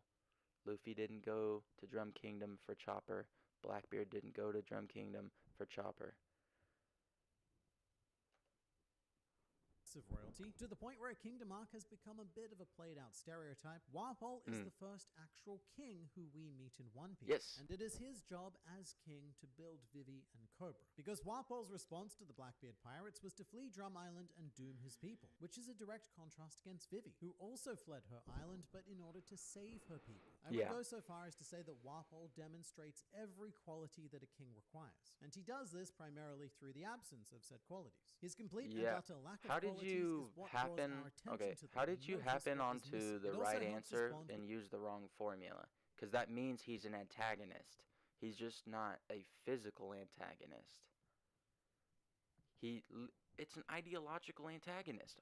What do you mean? Who does have these qualities, but also Cobra down the line, who does everything for Alabasta, including the intent to sacrifice himself. Compare that to the ideology of Wapol, who, when he returned to Drum Kingdom, announced, "Hear me, my people. Everything in this country is my candy, and I prefer my houses cooked well done." So it is a mirror-style situation, because you've got the Snow Island and a desert island, but also both nations are engaged in a civil war. Alabasta's was manufactured by a very cunning Crocoboy, whereas Wapol's country did actually rise up against him. Even the Lapans, which were the big bunny things. From the very beginning, though, Wapol and the Nefertari family were two sides of the same coin. He is intrinsically linked to them, and he has remained that.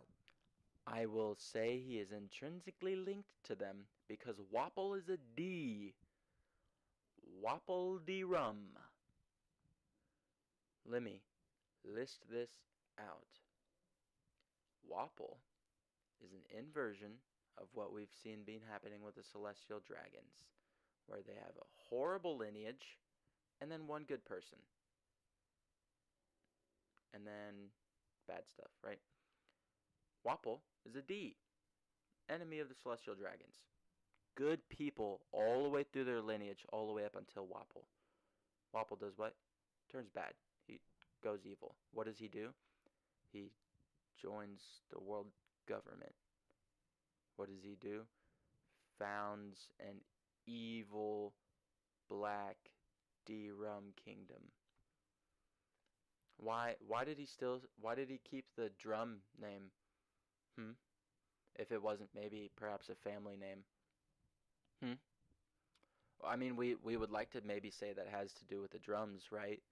But it could also be maybe his family, Wapol D-Rum, and the lineage that he's from having been D's, perhaps. I mean, we see Alabasta being ruled over by D's for the entirety of their history, and Emu not having known. So maybe. Way until this very day. However, one of Wapol's more important purposes was to introduce us to the concept of the Reverie, which back then, instead of being conducted with a round table, seemed to favor a he's much supposed more to introduce us to the concept of nobles. Well, Wapol and Cobra get into a bit of an argument because one is selfish and one is selfless. But their stance on child abuse is also quite different, as shown when Wapol rather viciously slapped Child Vivi because he was angry with Cobra. And this is one of my favorite Vivi out of her. moments, And Vivi turns to him and is like, yeah, I will show much more dignity than you will ever have. Into him. And if not for that, a war between Drum and Alabasta could have started. And it also gives Vivi Also, by the way, as D's, they draw each other together. They both have a checkered fate. Well, Vivi's a what? A D? Oh, okay, cool. And she's with who? Oh, Wapol? Who just what? Made himself into an enemy of Emu? Who said what? What? Oh, that the D's are the natural enemies of the world government. Okay. Not like they choose to be the enemies of the world government, but they're natural enemies of the world government.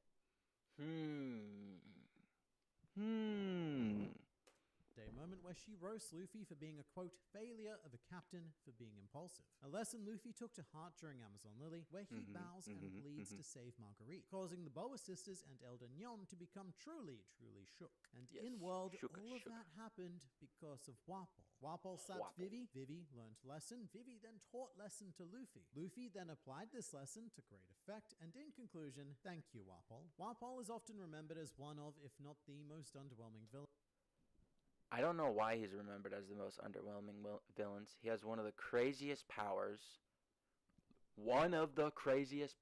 He is the only person we have seen that can combine two people into one thing and have them have both their abilities. What is it that Blackbeard wants to do? Oh, have multiple abilities? What can Wapol do? Oh, have multiple abilities?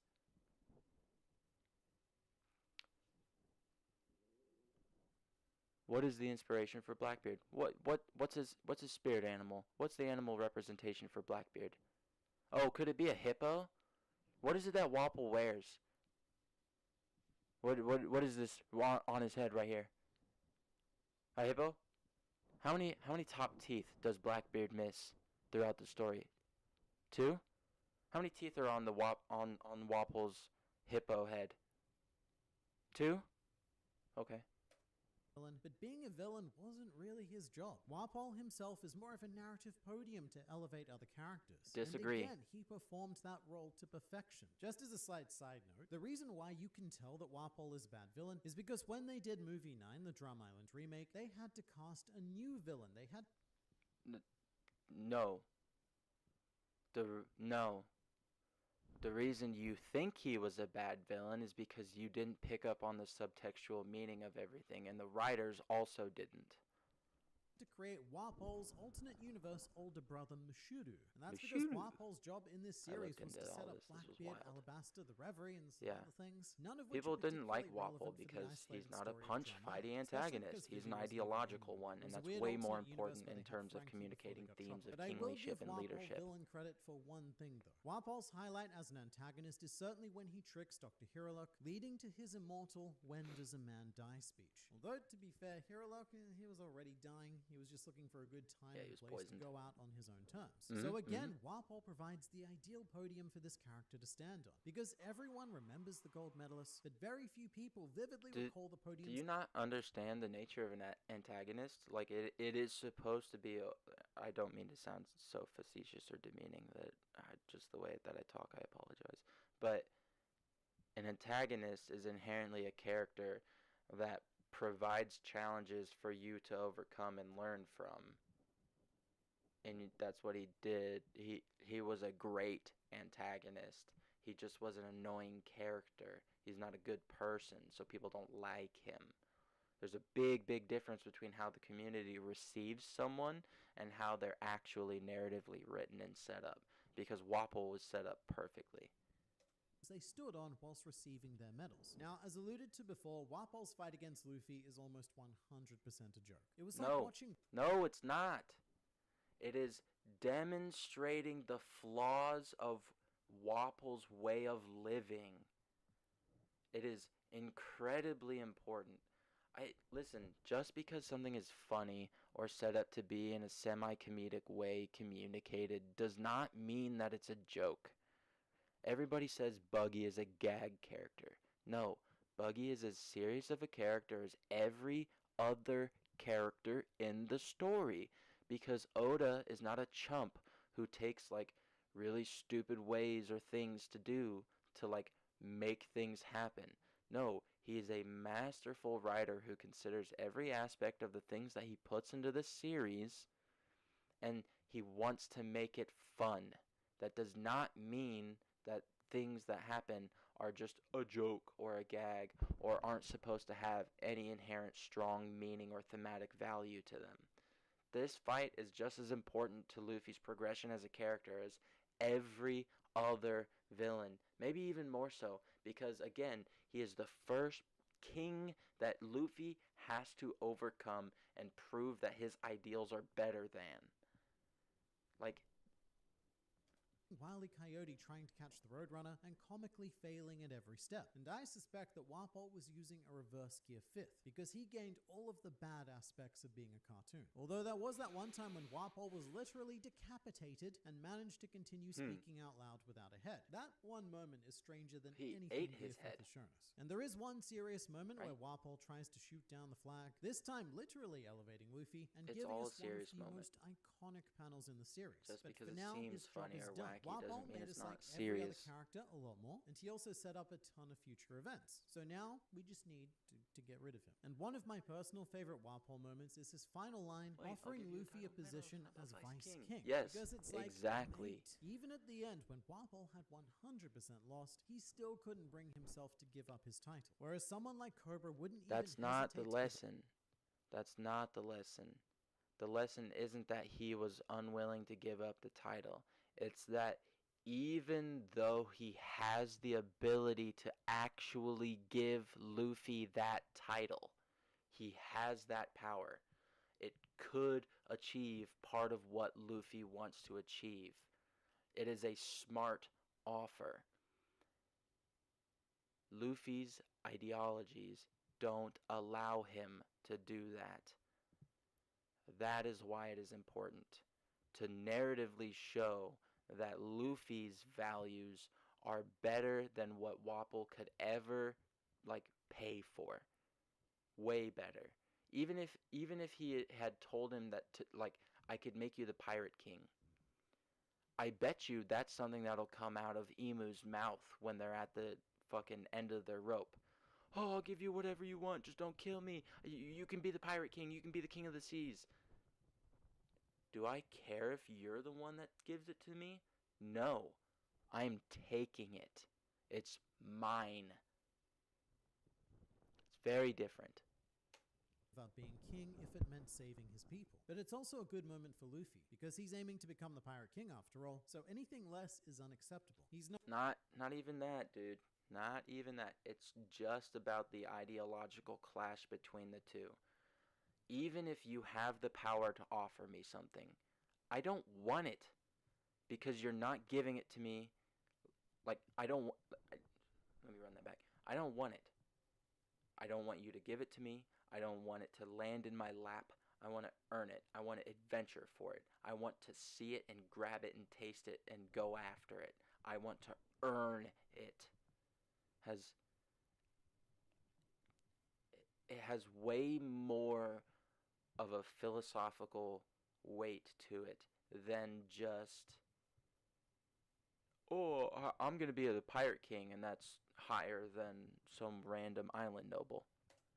Not going to settle for a mere Vice King. And so the villain is finished with the same attack, and we close the book on Wapol. Ideological antagonist. Because it's only now that Wapol's true relevance begins. Wapol's omnivorous hurrah is one of my favorite cover stories, and the beginning of a kind of redemption. I love the omnivorous hurrah. During this time, Wapol experiences true poverty, and as a result, he gains a state of enlightenment. He even comes to the realization that he is no longer a king, and accepts that as reality. This is, of course, done while sitting in garbage, having a rock thrown at his head and a dog urinating on him. Most One Piece villains with redemption arcs don't hit this low. Well, this is not to the point where Wapol is eating arc. literal garbage. But it's only through that garbage that a fatesome discovery is made. Due to the Baku Baku powers, Wapol begins producing surprisingly popular toys, and opens a store to elevate himself out of poverty. Shortly after, a scientist discovers that these toys are made from a revolutionary metal compound never before seen on the planet, and this substance is dubbed as Wapo Metal.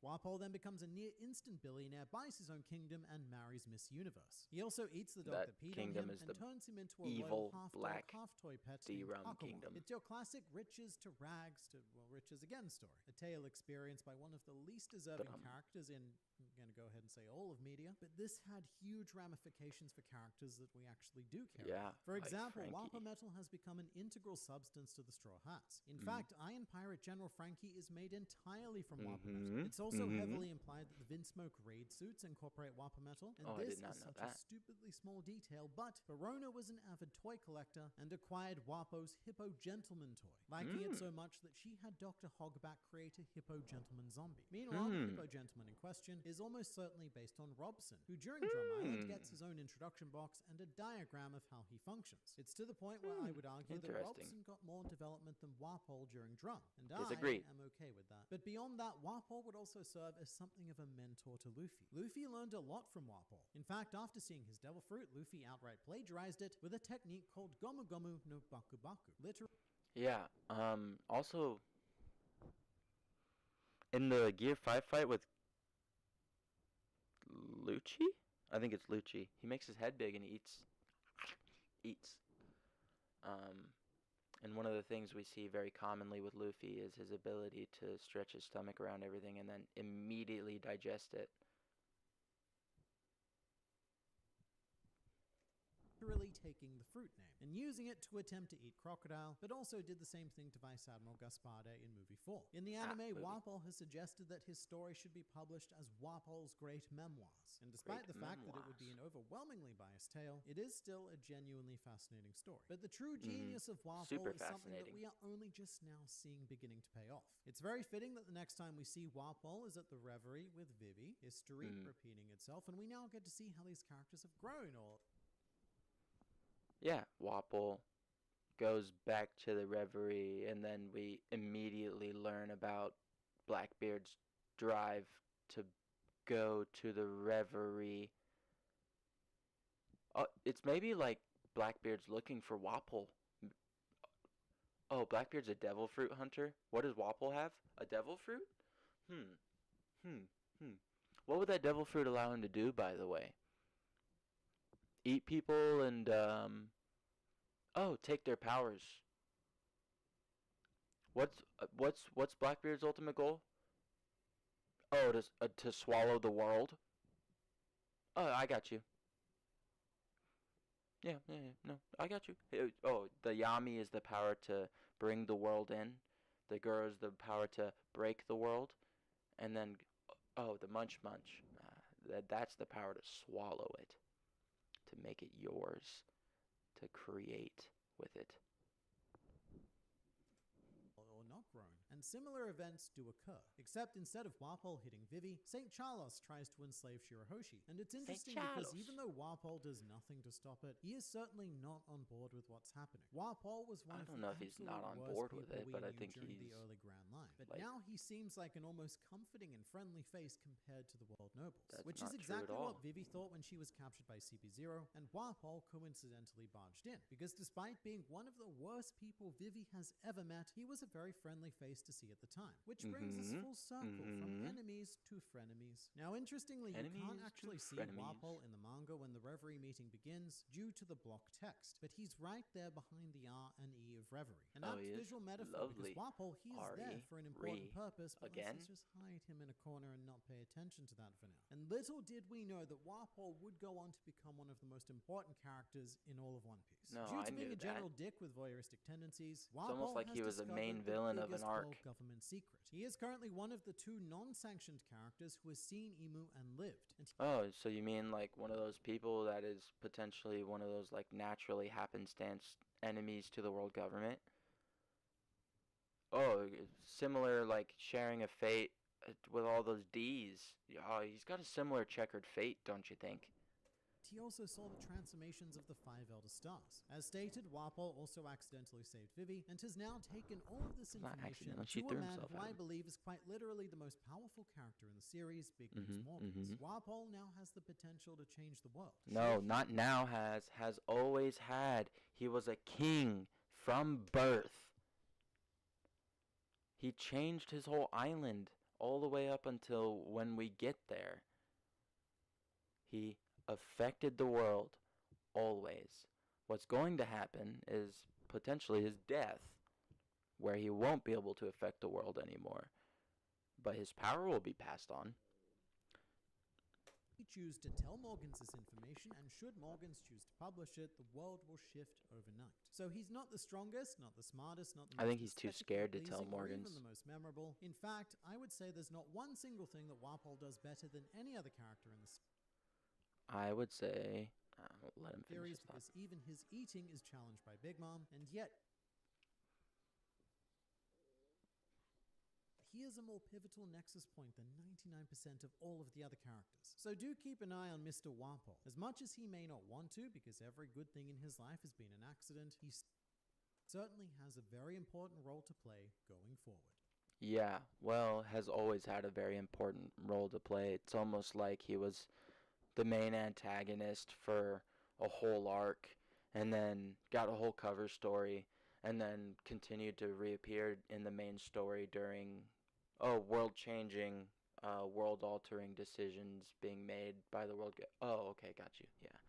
It's almost like he was important from beginning to end, and people just don't like him, and so they want to say that he was never important, was really boring and annoying, when they just didn't read the actual story and the underlying meanings of any of the stuff that was set up thematically. But yeah, I fully believe that Wapol is Blackbeard's goal and his target.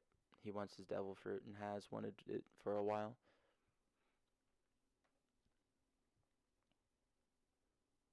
Elbaf, let's get it. Before One Piece ends, there is one last, quite literally massive Quite location literally. to visit, and that is Elbaf. Other than Laugh Elbaf. Tale, this is the last island that Oda has been building towards since the Yes. very beginning. And it looks like, 2 decades later, it's finally time. I'm sure we'll see a focus It's on Usopp finally and Elbaf, time. but I hope Frankie also plays a vital role in the arc, like how Brook was handled in Whole Cake Island. So Yeah, I think we all hope that expect Usopp to Frankie have a gets some pretty big role in Elbaf. I have to emphasis say on at the this point, Adam I hope Wood or no the hopes Elbaf for Tree Frankie. I Wood think or that his something like best that, shipwright opportunities style. were and may still be on Egghead Because like what Island, we're and seeing is we'll everybody's probably ships if being you remember destroyed when right now, Egghead so the Island next started, thing we that I would actually think created would be a Frankie-specific great bingo upgrade for would them. be And to say showing that how it's not gone well would Frankie be is a like bit of an effectively understatement. much It is sad better to than say all it, the but other Frankie, I characters honestly like love that pirate we ships. were so wrong about this arc, because it's been so much better than I could have possibly hoped for. With that Yeah. said, the bingo That was still fucking on. And picture if of we York lose, is which way too realistically down we bad. will, then we're still GLR, going that's to be donating crazy. our punishment money. I say we, I mean me. I'm still going to be donating money to a charity voted on by you guys. But hey, here's the silver Wonderful. lining. You're a lovely Since we person. were so wrong about Egghead, maybe Elbaf will be an arc for Frankie. Perhaps we're putting too much pressure on a certain Usopp, and we'll be granted a nice Frankie-shaped surprise. Usopp's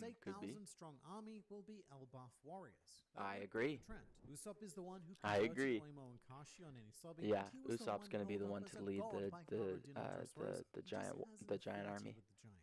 So I could absolutely see 80,000 giants. albeit for a probably more comical reason. Say maybe they have their own version of Mjolnir that no one can lift, and in a method best described as somehow Usopp manages to lift it and so becomes their leader. Also, fun thing about Usopp. Here's the thing: what if it is they have a Mjolnir, but you need it's electric.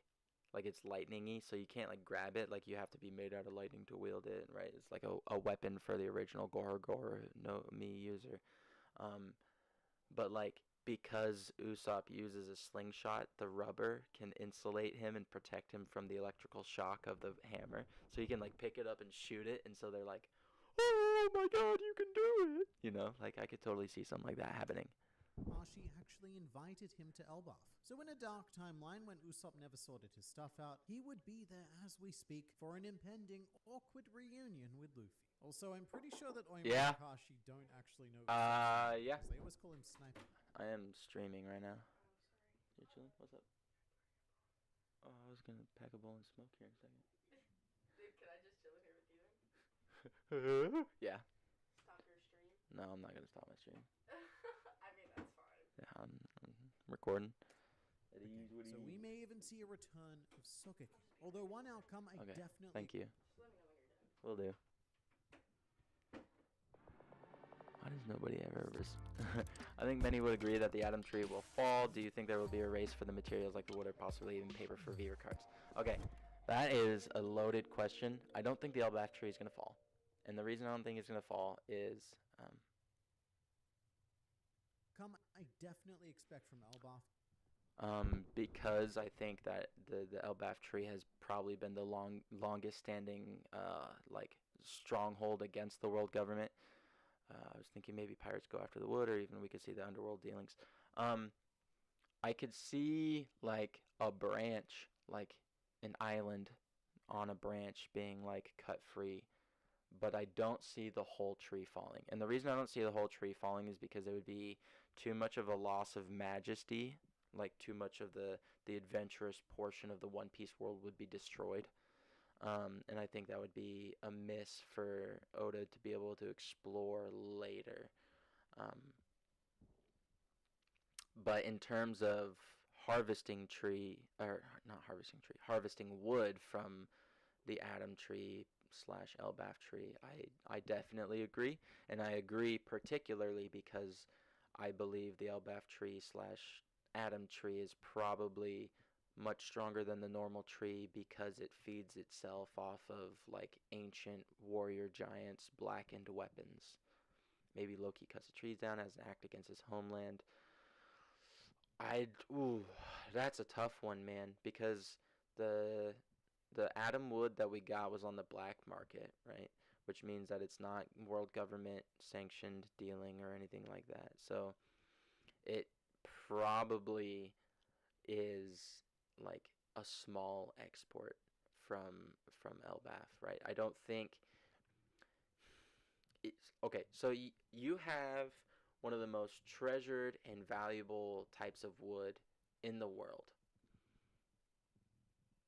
And you have the best buyer in the world government, willing to potentially purchase that from you in order to make ships that can sail through the Calm Belt, all of this stuff. But you don't want to sell it to the world government because they're your enemies, right? So the biggest buyer of that wood potentially is removed. So you're only dealing really to underground black markets, pirates, other sailors, right? Like people, like collectors, investors who have enough money to buy it, nobles, kings, stuff like that, but not directly the world government. To me, that would mean that they are actively like holding a militia in order to stave off the world government's effort to impose their governmental control upon Elbaf. Is for the giant army to ally with Luffy, to align, to ally, to become allies of Luffy, which will be the moment where he becomes the #1 threat in the world. It's hard to say how they feel these days. I do think that Tequila Wolf is used as the Bifrost Bridge to invade Elbaf and the Elbaf tree in some way or another. You know. But 87 years ago, the world government were petrified of angering the giants and uniting them to swear revenge on humanity. Hence how Mother Carmel, or I guess back then Sister Carmel, was able to gain favor with Elbaf. Big Mom also said that she would comfortably crush the other 3 emperors with the giant army. But then again, she says a lot of things, a lot of weird things. Like wedding cake, over and over and over. Yeah, Prince Loki is going to be a really goofy character. Almost certainly. I mean, he is Yeah, Loki, I think he's going to be mischief. probably similar to Wapol. Oda is going to miss this chance because it's basically an invitation to create a second Joy Boy, a cunning trickster with the abilities to do just wacky crap. The big question is whether or not Loki's going to be a goofy ally or a goofy villain, or against he's going to be a Shanks ally, villain. which means right now I'm leaning antagonistic, and it's because of his history with Lola. She rejected him, and that could lead to some emotional volatility when Loki finds out that the Straw Hats are Lola's friends. I've also seen a lot of people thinking that Prince Loki is going to be a Sanji-style simp, and that he'll instantly fall in love with Nami, Robin, Bonnie, probably not. Even Lilith. Whoever it is, it becomes a thing, and we'll have a situation to deal with. I don't know about Although I that. could see it being Lilith because Lilith, mother of give demons,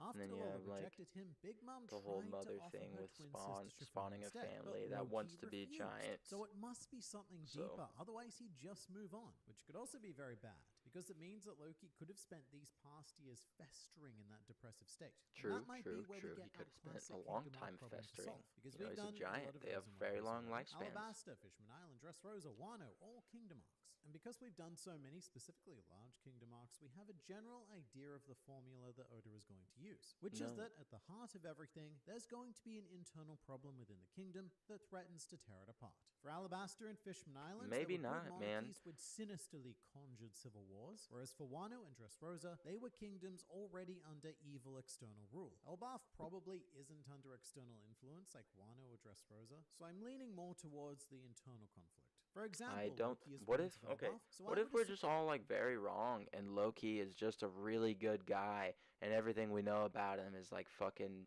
like bullshit promulgated by the world government, because the giant army is the only huge scale thorn in their side and has been for the last 800 years. Like, it would make much more sense to me if Shanks' base of operations at Elbaf is also friendly to him and the whole Joy Boy thing, and as such are enemies of the world government. It makes way too much sense. I do not think the perspective we have gotten of Loki is accurate. Sure, he's probably conniving, he's probably intelligent, there's probably a lot of things that we don't expect about him. I do not expect him to be a bad guy. And the reason I don't expect him to be a bad guy is because what we've been presented so far is that he's a bad guy. And all we've gotten is silhouettes. And usually, silhouettes that we get provide the opposite depiction of what we're supposed to see.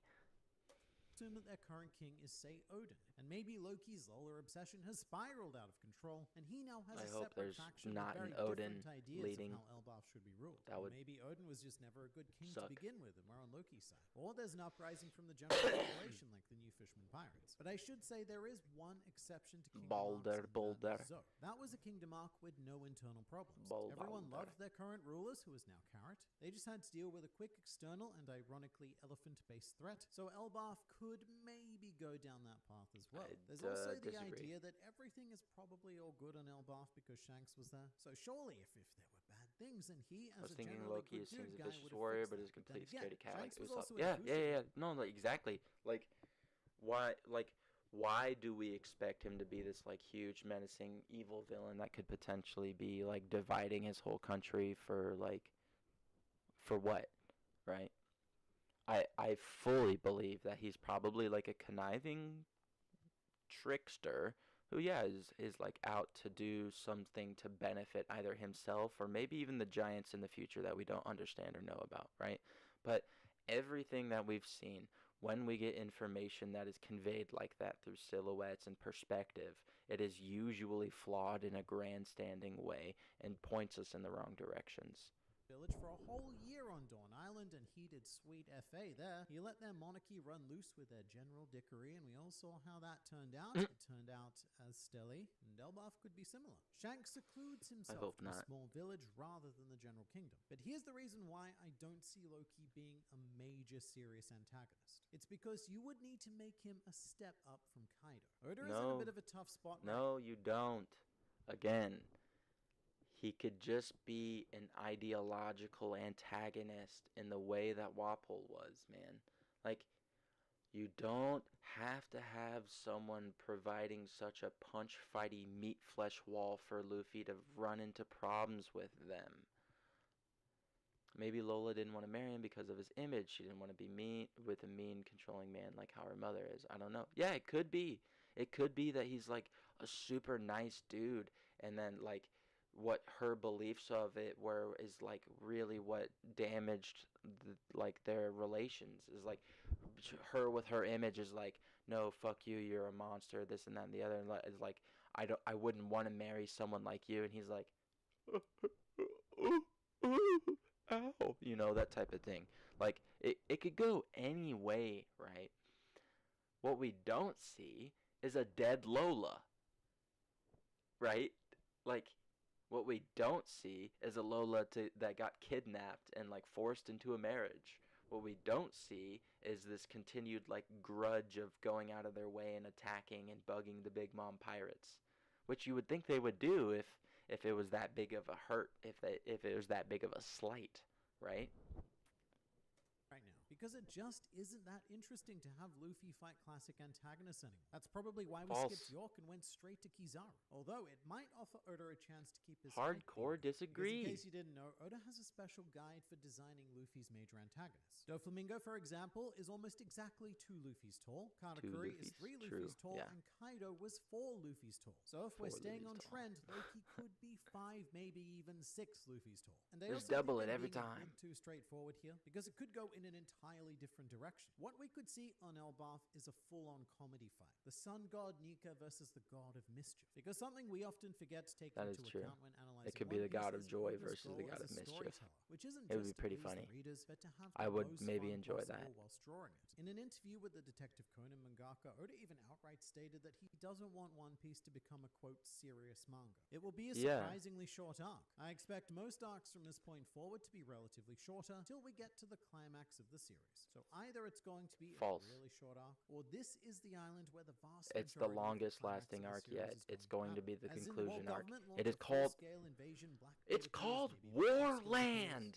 And what we've been continuously building towards is a final war. Would need to be there except for Shanks, who was already one step ahead of everyone. And it also could heavily connect to the Void Century. If Joy Boy was a giant, as the massive hat implies, then Elbaf could be where almost everything gets revealed. Also, Saul, he's important. I just want to bring about the fact that the Void Century is very reminiscent of Ragnarok, and Ragnarok starts with the death of Balder, who is the sun god, who is born at dawn as a baby, ages is at high noon a full prime man, and then at the end of the day, dusk, he turns into an old wizened man with white hair and understanding of the world before he dies and is born again as a baby the following dawn.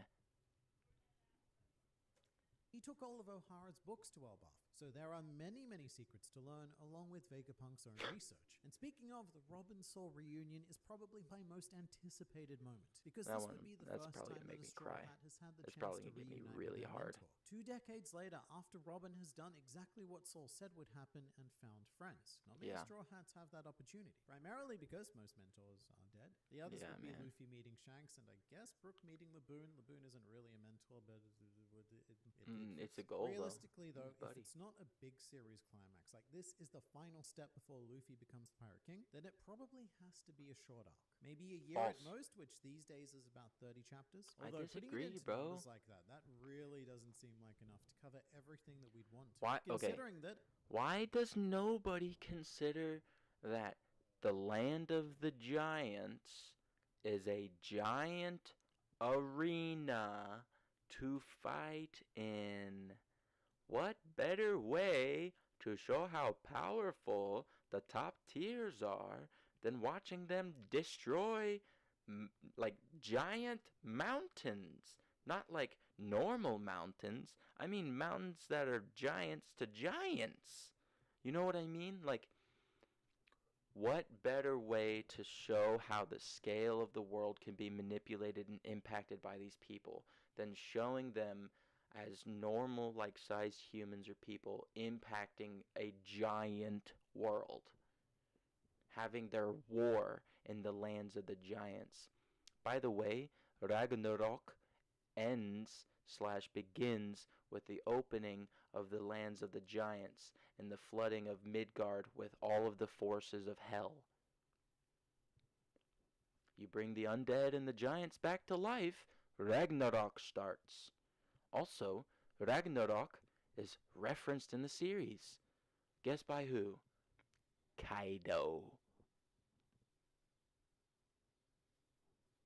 At this point, Egghead Island is 32 chapters long, and we've barely had the time to explore anything. We've introduced a bunch of new characters, had some hints about devil fruits in the Void Century, but we really haven't resolved anything. And if it takes that long to move through Egghead, then I can't imagine that Elbaf will be able to match that pace. It would need to go on for months. You ready for an adventure? Say yes, chef. Yes, chef. As you can see, we're on fire. This is what... go on for much longer. Vivi will join the crew properly. It would be fitting considering she was there for Little Garden, the arc that introduced Elbaf. I like the second part of this a lot. Her first adventure as Vivi, not Miss Wednesday, was on the Island of Giants, so there would be some great nostalgia to be had there. It all depends on a certain Birdman, though. He would need a good reason to go there and drop her off. Yeah, he I'm would need a thinking one very might good be reason. If he was being hunted by Emu's weapon. So out of self-preservation, he dumps Vivi and maybe Whall as well, because they're the targets, not him, the bird. And that way, Vivi can meet up with the crew again. Gonna be an unpopular opinion, but I honestly hope we see the kid pirates again on Elbaf, or at least They're gonna mentioned be. again. They're gonna be. I mean, the thing is, where else could they have possibly gone? Dory and Broggy destroyed their ship, so I guess their fate is one of three things. They swam to Elbaf and were taken into bad Junkman custody, or they were captured by Shanks. They weren't taken into custody. They said, you can't beat us. Don't be mad that you can't beat us. Sure, go off and train, come back and fight. We'll love it. All of the alcohol one could buy. Or a third thing, Shanks was very generous and allowed them to escape on some sort of floating plank of wood. He's not generous, bro. He just doesn't care. He defeated them. He took their poneglyphs. They're not in the running. They're not a threat. But I'm not sure how I'd feel about seeing the kid pirates again on Elbaf. It might feel like one repetition. Pretty down Kid for gets it. destroyed by an emperor, then imprisoned on his island until Luffy shows up. And now here, Kid gets destroyed by an emperor, imprisoned on an island, and then Luffy shows up. Although it would be kind of funny. And I get the Kid is practically a meme at this point, but I just want to see something a bit different from him. There's a reason why Luffy can turn into a giant now, and I don't think it's just punch fighting. I agree. You're absolutely right. Wait, no, you're not. You're absolutely right, kind of. I think it's about him punch fighting with giants. Ever since Gear 3rd on any slobby, we have been building up to being able to fight a but I giant. think it's... And I get that we did that on Dressrosa, and Luffy didn't even need his giant powers, but we're ignoring that for a bit because that's not fun. But we've also been potentially building up to this ever since Little Garden when Luffy was in awe of Dory and Broggy fighting. Yeah. So you might even be able to have a fun moment recreating the Dory-Broggy clash, but with Luffy and another Yeah, giant. are you kidding me? Maybe Luffy even goes a step Gigant further and decides to giant become fighting bigger other than giants, He bro? Are you becomes a fucking giant to kidding them me? because why Yeah. not? Seems Dude, like a very are you kidding me? Luffy-like solution. Harder than They're bigger seeing me. Luffy That's a go Gear problem. 5 So if Gigant you would be got like, bigger than them, then that's their problem. This is just wishful thinking, but Dory and Broggy have finished their duel, but have ended it peacefully, and we will see them again in Elbaf. I don't know Easy peasy. why this is wishful thinking, because I'm pretty sure it's already happened. We Yeah, saw them on it's canon. Elbaf with Shanks. What we need to find out is how that duel ended and why they're on Elbaf. It might be something as simple as being... Am I stupid, or did the duel not get confirmed to be ended because of Mr. Wax's interference? Not Mr. Wax, Mr. 3's interference. I thought that was distinctly declared that they, like, were too injured to really resolve it, and so they resolved it. I thought Dory won. Reminded why they were fighting, and maybe someone bringing them a more accurate measurement device to decide things once and for all in regards to their hunt. But someone must have won, because even if both were the same length, then that would surely call for a duel to determine the true winner. That, or there's some sort of urgent event on Elbaf that is so big that they put that to the side. For example, it's gonna be maybe both like the seeing reunion the and sun god Ragnarok. Balder. So, giants, right? Like the Wano Samurai, they've made a decision to isolate themselves from the world. And inevitably, we're gonna need them to get involved. So here's a good way to get the giants to interact with the world again. You destroy their entire island with a super weapon. You could even work the idea of Ragnarok into the poneglyph stuff. Because when Odin discovered the true history of the world, he also discovered the future. He knew to the year how long it would take to bring down Kaido. So perhaps the destruction of Elbaf is also foretold on Mystery Cube. Well, we don't know if that came from Fishman a Island as well, poneglyph, which was but prophesied to be destroyed. Actually, so was Wano. Large parts of Wano need to be destroyed by Zunesha to open the borders. I still feel like we won't be going Zunesha to could Elbaf just stick his next, trunk which in would be and so pull funny out the to me water and also throw it. so typical of Oda. Yeah, I get where this comes from. It's because Oda teased us. He teased us hard with Fishman Island right from Arlong Park. And then finally, after Water 7, they said I would cry. onwards to Fishman I would cry, Island. Only for dude, there to be, if what, Oda 5 or was 6 like, more arcs before actually, we we're did going to do finally get a there. Marine But I'm not Ford sure War that Oda arc has the in luxury of between when doing we're that going to right now with Elbaf. Other than Laugh Tale, it's the final big location we need to visit. Yes, there are other mysterious Also, Whiskey places, Pink, maybe God drinking Valley, but none of them contest, have that's the gotta same come back, driving bro. force behind it that Elbaf does. That was a good video, Grand Line. I feel like I disagree with you a lot in these videos, even though I appreciate your content. I don't mean anything facetious or negative by it, man. I just, like, some of the stuff you say is strange, and it's okay. Vinlandi Ragnar. Vinlandi. Make sure you guys follow this man. Subscribe. Go like his videos. Again, share them to your friends. To die, but he is afraid of loss. Yes, Some he might is say afraid that of being death is alone. the ultimate loss. And they're right. But it's not always your own death that you should be afraid of. Yes. Sometimes you'd rather die than lose something even more precious than your own life. Yeah. There are times when you'd even risk it all, when you'd even be willing to throw your life away to save something even more important. I agree. The lives of others, your friends, the people you love, the people you might even call nakama. For without them, death might as well be a blessing in disguise. A blessing in The disguise. thin rope that pulls you to the other side. One bad incident, and that thread is cut for good. Severed. This is something that Luffy has confronted in the past. The near loss of his friends and the death of his brother Ace that shattered his mind. Yeah. These events, coincidentally, happened back to back. From Instilled Sabaody all the way to emotional Marineford. growth into him. Many of you might have overlooked this or taken it for granted, but Luffy, after losing his friends on Sabaody, didn't see them again until the time skip. Yeah. Meaning he went through everything on his own. After Sabaody, during Marineford, and after that, until being reunited with his crew. But in terms of the loss of Ace, I've even argued that this is not just the lowest point for Luffy in the story, but the weakest he's ever been. I agree. That no one has ever come closer to defeating Luffy and removing him from the One Piece story than Akainu in this very moment. As Akainu descends upon Luffy to finish the job, is closer. We see Ivankov observe that Luffy's spirit is broken. Luffy's life is now truly in danger. And based on this, I said that as a Conqueror specialist, then, as someone that specializes in Conqueror's Haki, this is the weakest Luffy has ever been. Pre-time skip and post-time skip included. I guess. The will to live that so greatly defines Luffy's character in particular. That just prior to Marineford, during Impel Down, Ivankov had even acknowledged Luffy's will. That Luffy's will was very much like his father Dragon's. You're gonna head his out. indomitable spirit to survive. You have a good night, man. Thank you for stopping by and watching This and will was talking incinerated, and like Ace's chatting and very all that card, stuff, man. I'm completely very melted thankful away. for that. Crushing spirits and reducing dreams to ash is something Fleet Admiral Akainu is proficient See you, at. TJ.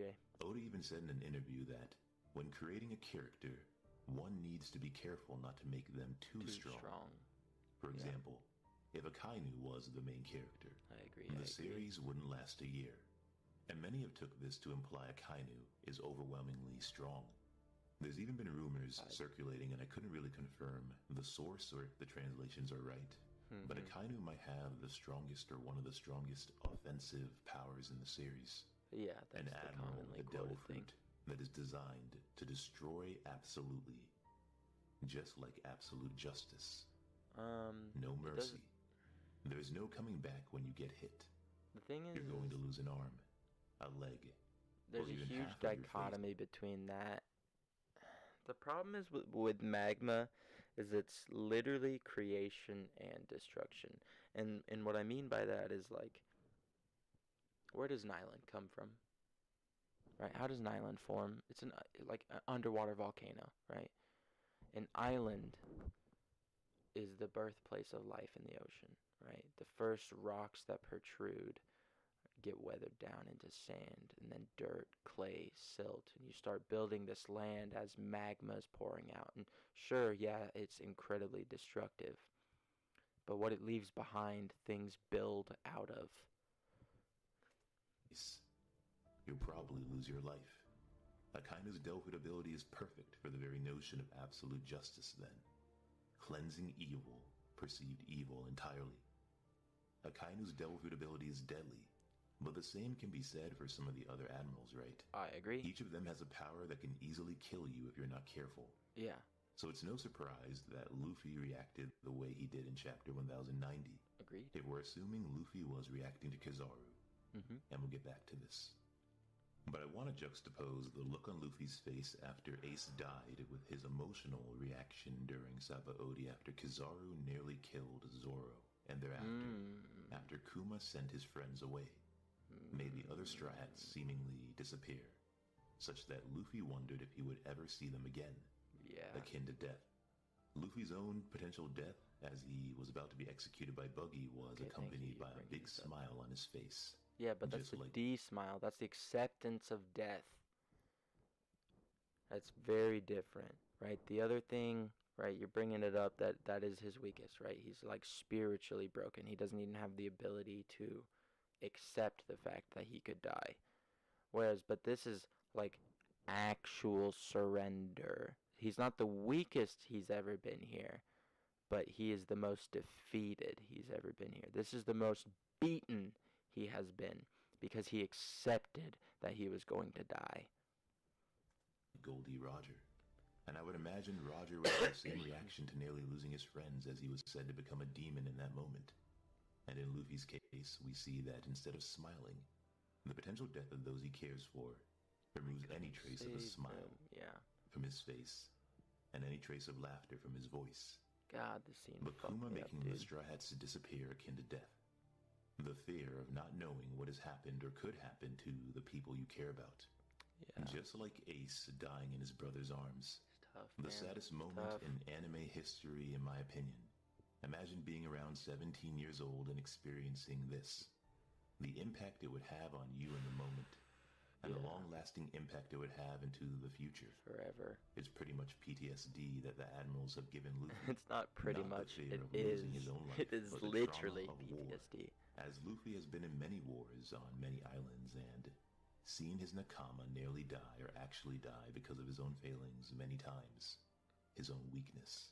Yeah, and it's different if Luffy's they're staking their lives and they lose it.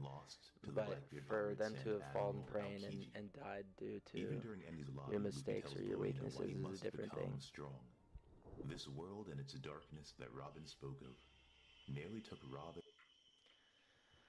Alright, y'all.